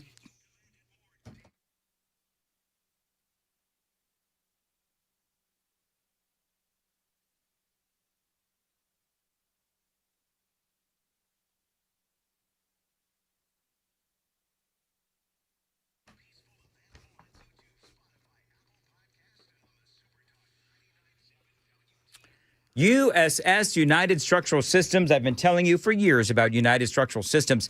They are experts in waterproofing, concrete leveling, and foundation repair. Now, this is a great company. They've helped me several times with my home, and that is why I proudly endorse United Structural Systems. Yes, I was a customer before I was an endorser. I'm one of 30,000 satisfied customers.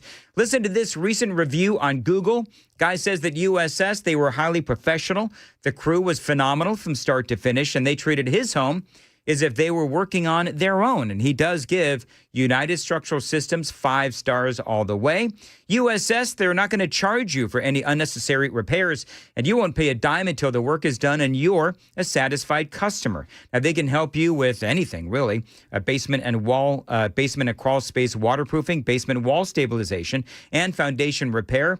We guarantee our best. Call USS 615-488-7855, 615-488-7855, USSTN.com.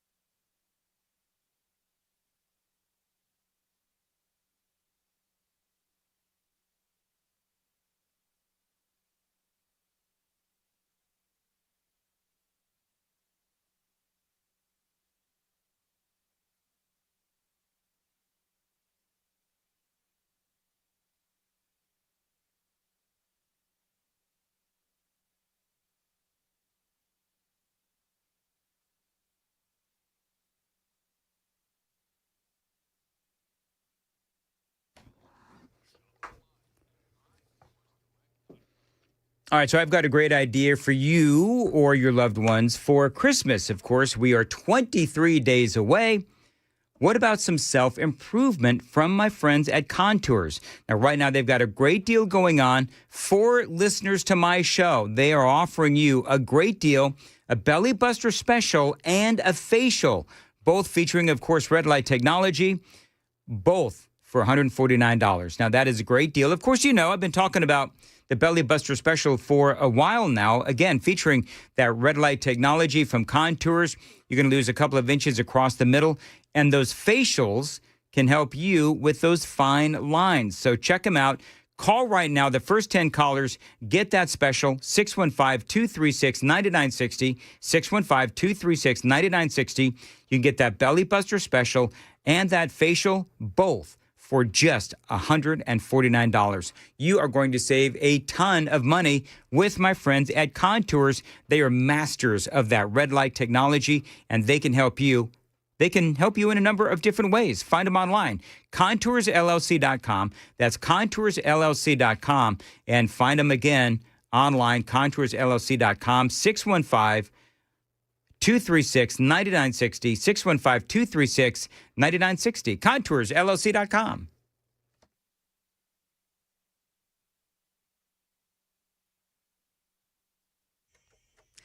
Good morning. It is now 8:31. I'm Joan Jones with your top stories. Tennessee's 7th congressional district becomes the center of the political universe today as voters, the ones who haven't voted early, will head to the polls. Now, it's such an important election that House Speaker Mike Johnson stumped alongside Republican Matt Van Epps yesterday, as heard on News Channel 5. Every single vote will count, and this one is for all the marbles. It will decide the future of the country. No hyperbole there at all. Yeah, Afton Bain spent part of her yesterday out speaking with voters as well. Choice could not be more clear in terms of who's going to make life more affordable.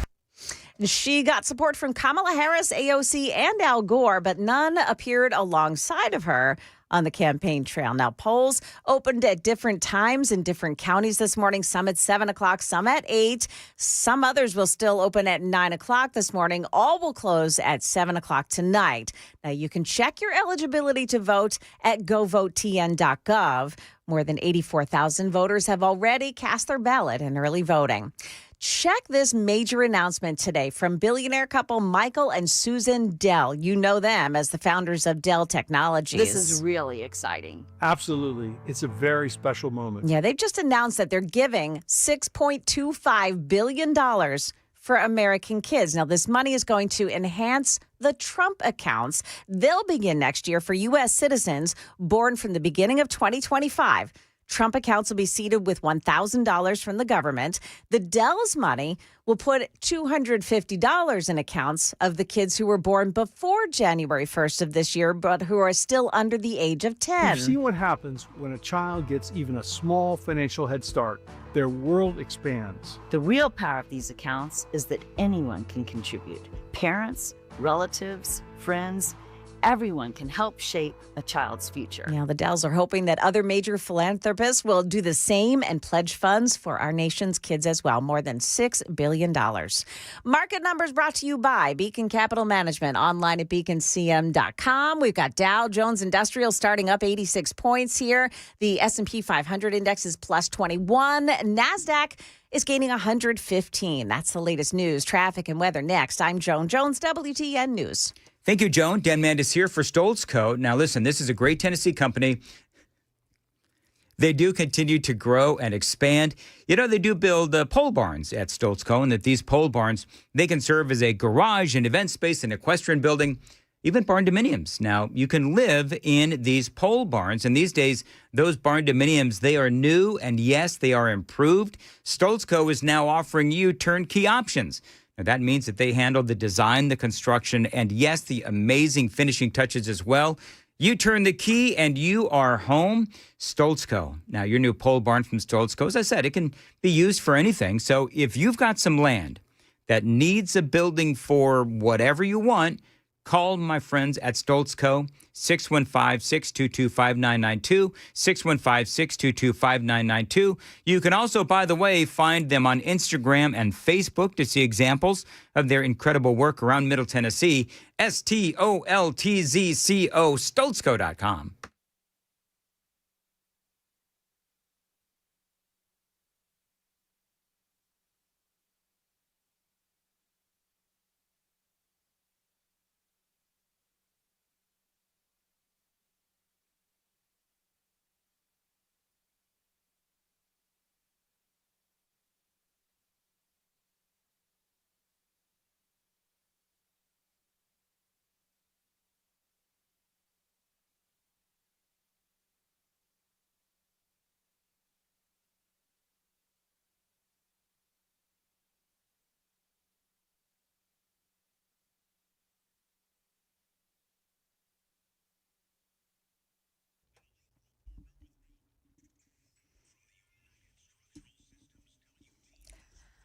Delays are starting to ease now, but in Creve Hall on 65 southbound, there is a crash at the Hogan Road overpass, and it takes out the right shoulder there and stop and go from exit 80 up to that spot. In Midtown, you've got an accident Charlotte Avenue east of 20th, and that one involves some injuries. Traffic every 10 minutes every morning on Super Talk 99.7 WTN.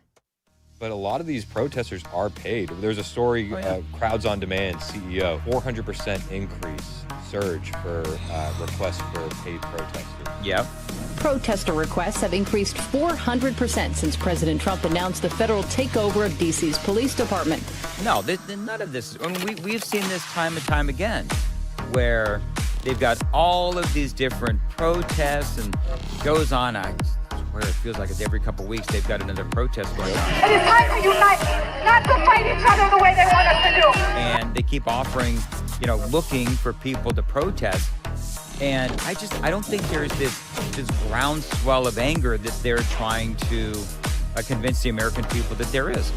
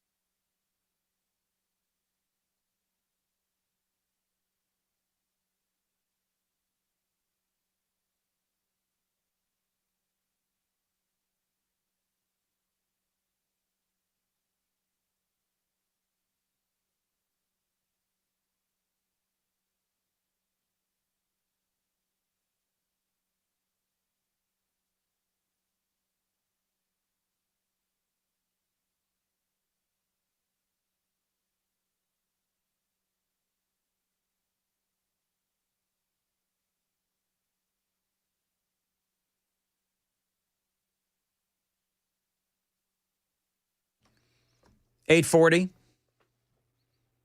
It just feels too early for this, flute man. action. It feels too early. It's not too early. It feels forced. It feels forced. Really? Because I was vibing. Were you vibing? Is that what that was? I was. 'Cause that got a little awkward for both of us. That was Or a at least for vibe. me. It's a vibe. Last thing I'm going to do is vibe with you. We're vibing solo, but in the same room. And in front of everybody. You know, this after the underwear conversation we just had, probably too much. Yeah, probably. All right, let's move on. Probably. Hello, Chris. Did you have a good day off yesterday? I did. I had a great few days off, so I had to take the day off. My son Brooks got a character award at school. He didn't know he was getting it, so they had big Monday morning chapel. So they're saying that he's quite the character? He's quite the character. Okay. So I was down there for that, and that was awesome. So he's got good character. He's got great character. Do you know, when I was a kid, I used to get good citizenship awards every single quarter. Oh, congratulations. I did. I still have them. Really? I'm talking about, like, I went to West You got a stack of them? They're in a photo album. I was very proud of my good citizenship awards. I went to a Christian school when I was younger, kindergarten through 5th grade, and West Covina Christian School, and I was a good kid. So where do you keep the photo album with the citizenship awards? You're gonna laugh. Tell me. Under my bed. I knew that. This isn't a safe spot. I got a new client on my show, Parker Safes. And this sounds like the exact type of family heirloom that you would need to protect in a fire. Yeah, my good citizenship awards. 100%. You got grandkids now. They're going to want to see those someday. Yeah, but Chris, there's a problem. See, what Dan does when keeping him under the bed like that is at night when he goes to bed, he pulls it out from under the bed and goes, look, Yeah. I was such a great little citizen. And then he can go to sleep at night. He thumbs through them. Right. Hey, So if he has to open a safe to get to it, it kind of takes away. Amy leans over. What are you reading? My citizenship awards. Anyway, so what else do you have, Chris? I built. Did you get any good citizenship awards? You No. were the guy that was getting in fights and smoking behind the gym. Okay. Deny it. I didn't. I said okay. Oh, okay. So, I also, you know what else I did yesterday? I was pretty proud of myself. Built a big girl bed. You built a big girl bed. We built a big girl bed. We're done with cribs at my house. Are you really? We are. Okay. Which is a stunning development. It Yeah, has I mean, been. They're going to be going to college tomorrow. It feels like it's been a decade where we've had this crib in the Mhm. house. Have and it's done. all 4 kids used the same crib? Three of them. Three of them. Yeah, 3 of the Wow, 4. no kidding. So what are you going to do with the crib? I think that's great. We're selling it. You're gonna don't sell Surprises happen. What do you- Maybe you should keep it, Chris. No. You're going to get a vasectomy?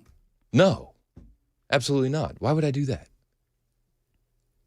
Surprises happen, Chris. I mean, do I have to explain it? I just went through it. I tell you what, it ain't fun, but it's it's at least well, whatever. Hashtag trendsetter, baby. You got to leave your options open. Listen, we do understand that there could be a nuclear holocaust at any moment, and we'd have to repopulate the world. Well, I'm screwed. You would be. Oh, the world is screwed. You would be. Which means that I wouldn't be getting. Anyway, moving right along. Mandis wouldn't get any attention. So very cool. So you're going to sell the crib. We're going to sell the crib. Okay. We're selling it. What kind is it? You want to sell it on the air? No, I don't. You sure? I'll let the girls handle that on Facebook Marketplace. They get all giddy about it. Okay. The girls. The girls. Favorite thing. Like, yeah. Oh, dude, you should have Yeah. seen him yesterday. They're like, Kennedy's running around. She's like, I need a camera. I'm going to take a picture of this. The lighting's not right. Oh, my goodness. That's funny. Like, okay, just, you know what you could do? I was like, just Google it and then screenshot. No, it's not authentic, Dad. No. It's going to take How away much you asking photos. for it? Because this is a piece of Chris Hand history, the Hand family history. I don't even know. I think she put it up for like $100 or All right, something. very It's good. a crib and a Well, changing congratulations. table. So Thank you. that's very exciting. Thank you. She was pumped. Millie Jane was very pumped, and she didn't come out of her room, which we were very impressed. She didn't. She stayed in bed. She stayed in bed all night. She stayed in bed all night. Okay. I was Nice. waiting. I was like, I wonder if at 3 a.m. I'm going to wake up and have little eyes just staring at me. That was the biggest fight, the biggest battle when my kids were growing up, is keeping them in their bed. Yeah. You know what I mean? It was always a fight. I've been of the opinion that, like, don't force the crib. Like, keep the crib as long as you can. It is a saving grace some mornings. Even if you just need to, like, get a cup of coffee or shower real quick. But she had become an escape artist. Oh, really? Okay. So, like, that decision was kind of made for us. Yep. You know? So then I was like, okay, let's get the big girl bed. Well, very nice. I think that's very cool. Is It it was low to fun. the ground kind of thing? Yeah, it's low to the ground, and it's got a little trundle underneath it. It's got a little A-frame canopy. It's got the Nice. works. It's got the works. Very cool. All right, now you got 4? 4. 4. So anybody got bunk beds? No, not yet. The boys Okay. want bunk beds, but Bunk beds are fun. that's the issue.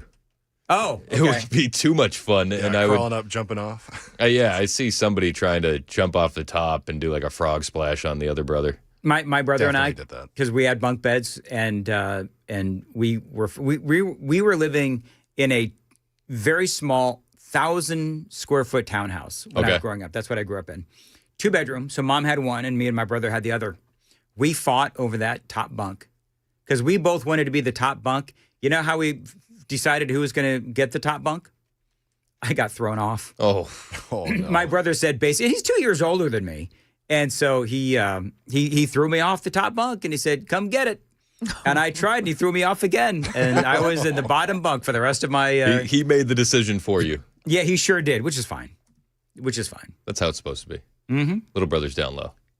Well, Do you know all what? 3 boys, do they share a bedroom? I got 2 boys. So Oh, that's right. 2 boys, 2 girls. 2 boys, 2 2 boys, 2 girls. girls, yeah. And the What am I boys, thinking? the boys share a room. Okay. And does each girl have their own room? Oh yeah. Really? Yeah. Yes, sir. That's kind of messed up. No, it's very necessary. No, that's the way it's supposed to be. The boys, I mean, to do 2 rooms with the boys, like they basically share a wardrobe. They share everything. They're Yeah. good. They're good to go. Very good. All right. Well, congratulations. And not getting a snip could be a conversation for another day. Okay, we'll save it for the podcast. Yes, we could save it for the podcast. Perfect. Which, by the way, somebody wants to know why our podcast music sucks so bad. Mason? Somebody actually said that on the super text line. Find why something does better, your, Dan. Why does your Find something better. dude? I gave you better music, and you what we started. We start. Well, nobody cares. Mason constantly bends the knees to the YouTube gods. Here's the and thing. I want to fight back. I would love to, but if you don't want all your videos copyright stricken, like all your streams have been, Dan. Well, we Dan. have to not Well, play Dan. any of that. Otherwise, we have to stick with the fun copyright-free music. Elevator EDM. All right, whatever. Yeah. Moving right along. So what do you got? All right, I got a story here. This is a wild story. It's a guy giving back. It's the time of year to give back. Mm-hmm. You know, everybody's doing it their own way. One TikToker figured out a way to help the homeless. Yeah. He's going around to major U.S. cities, and he is handing out machetes, alcohol, and cigarettes. Machetes, alcohol, and cigarettes. That's now a great idea. we've got some video here. So this is the guy. He's literally walking around with brand new machetes, and those are long blades. Brand new machetes. Yeah, I wouldn't do the sound. Just leave the B-roll on. Oh, 'Cause okay. I didn't proof it. I just wanted got the it, B-roll okay. there. All these homeless people, they don't have anything to their name, and they're being given big old machetes. They're hype. Big hype. And then there's like gallons of vodka. This guy has more machete than teeth. It's true. So Many such cases. the purpose of this would be? I don't know. Like, why is he giving? Does he want these guys to start screaming Allah Akbar and attacking others? He literally said he's doing it for clicks and views. He did. So I've seen this video. He actually said, "Man's got to eat." So I'm doing this for clicks and views. That's literally what he just said. It's crazy. He's done it in Austin, Texas, New Orleans, and Little Rock, Arkansas. He's planning to go to New York, Las Vegas, and Los Angeles to do it as well. He says there's $5, $5 a piece for a machete, and he just hands them out to a bunch of homeless people. How quickly do you think we're going to see a spike in homeless machete attacks? You know, it wouldn't surprise me. I mean, some of those folks, not all, but some of them are on drugs and the whole thing. So, you know, Well, I'm curious, like, what is he like? So, if a homeless person goes and attacks somebody with said machete, who's at fault? Is it the homeless person? I think it would be the homeless person. That's what I assume. But Drug dealers are sometimes charged for giving people drugs that they use to kill themselves. But the machete is not illegal. That's fair. Okay. But what you do with it could be illegal. True. It's the land of unintended consequences. I don't think that Austin is just going to have a bunch of brush cleared. Well, I wonder what this guy... No, I don't think so. All of a sudden go down to the town hall. Wow, everything looks so good. It looks so clean. Pruned. Everything has been cleaned up. This is amazing. We need to do this elsewhere. All the stray dead branches are gone. There's a big pile of smoke over there, but Yeah. Well, it would be interesting to see. what happens in these towns and what all these homeless people are going to do with their machetes. Yeah. Law enforcement agencies have not issued guidance on the legality of the stunt. Castillo claimed police informed him he was not breaking any laws by distributing the weapons. Retired NYPD Sergeant and John Jay, he said, sounds like a cocktail for disaster. Alcohol, machetes. Could we get any dumber? That's exactly right. Or drugs and machetes. It's the same thing. Yep. And he's handed out Fireball and and loose cigarettes, Lucy's if you're from the Northeast. He's also handing out Fireball. Fireball. Is that an alcohol? Fireball whiskey. Yes. Okay. And loose cigarettes. Okay. Which are affectionately known as Lucy's. No, all right, very good. Listen, hopefully those homeless people are very responsible with those machetes. No, sure. They look. I'll tell you what. They look like some responsible. They do, individuals. Skinny and responsible. You can tell they're not going back to the dessert table twice. As long as he stays away from Nashville, the guy giving away the machetes, as long as he stays away from Nashville. What would you do if you saw this guy giving out machetes in Nashville? Bring a large magnet. I don't know what I'd do. He's not, again, they're not doing anything illegal, I don't think. Would you get one? Would you get one? Would I get a machete? Yeah, they're free. What am I going to do with a machete? I don't know. You don't have a machete? Oddly enough, no. You got to have one for just in case. Yeah. To be fair, my brother got me one for our white elephant gifts a couple of years ago. Really? Yeah. We all had no money at the time. Well, I still do, but you work in radio. Yeah. And it was like $5 max, and it's $5 to get a machete. And so he threw it in the pile, and that was his gift for me. Have you used it for anything? We have fires every once in a while, so I tried chopping wood once with it. There you Wasn't go. very effective, so we switched to the axe. Have I ever told you my axe story? I don't think so. One? Oh, I Go sure on. do. Go on. So You splitting timber? No. Were you trying? Oh, do I have time for this? Yeah, All right. we got time. So We got real time. quick, previous life, and I was told that I needed to chop up a couch because we wanted Chop up a couch. chop up a couch. It was down to the frame and all that, and Yeah. there's like wooden whatever, and so she wanted me to like get this couch into pieces. So Because you didn't want to pay the dumpster fee? Is that what's that's going exactly on? what it was. 100%. She didn't want to pay the dumpster fee, and I'm like, we were broke, but we weren't that broke. So I'm chopping the stupid thing. Is this in the driveway? It's in the backyard, and I'm Still there to chopping. this day. I'm chopping this thing, and dumb A that I am, missed No. and axed my shin. No, you didn't. Yeah. What? I ended up with a crap ton of stitches. Do you know that I can still remember to this day that like 5-second clip in my head of that axe hitting my shin and blood all over the place. Did you lose your leg? Whoa. No, I didn't lose my leg. You gotta work on your form. Gotta get that backswing out. You know what the best thing is?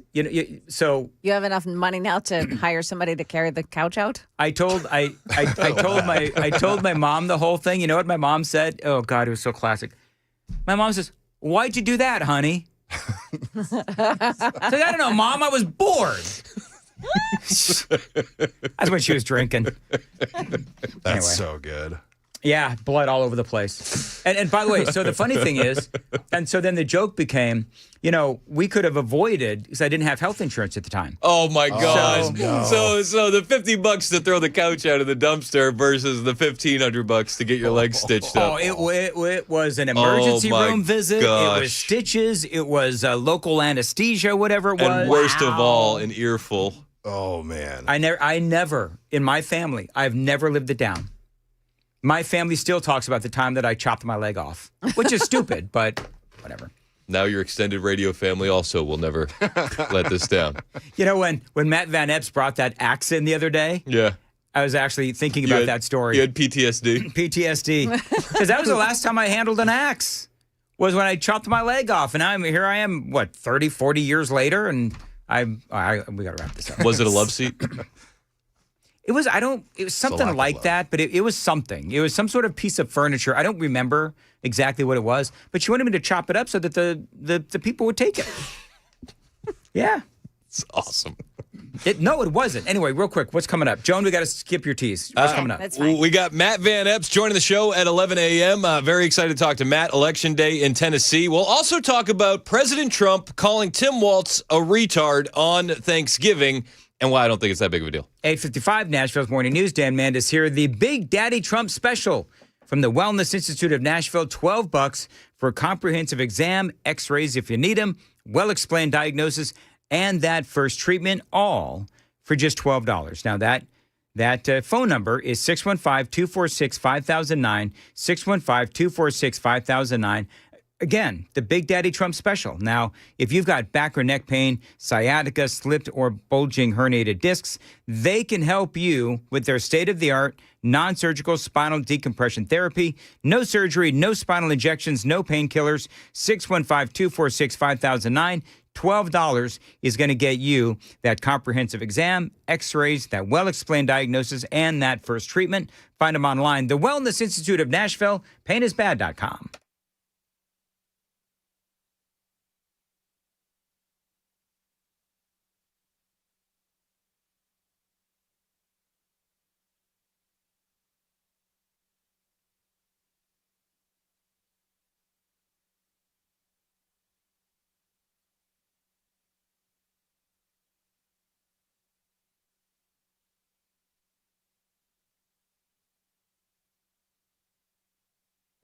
Dan Mandis here, 8:57, Mark Spain Real Estate. Listen, spend your time with those who matter most this holiday season and sell your home with the guaranteed offer from Mark Spain Real Estate.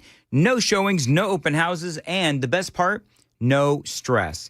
Now, the Wall Street Journal and Real Trends have both consistently named Mark Spain Real Estate as a top real estate team in America for closed transactions for 9 years in a row, including being ranked the #1 real estate team in America for 5 consecutive years. That's right. Mark Spain and the guaranteed offer, 855-299-SOLD. Move when you want to move, 855-299-SOLD. Find them online anytime. It is markspain.com to get that guaranteed offer on your home today and start packing.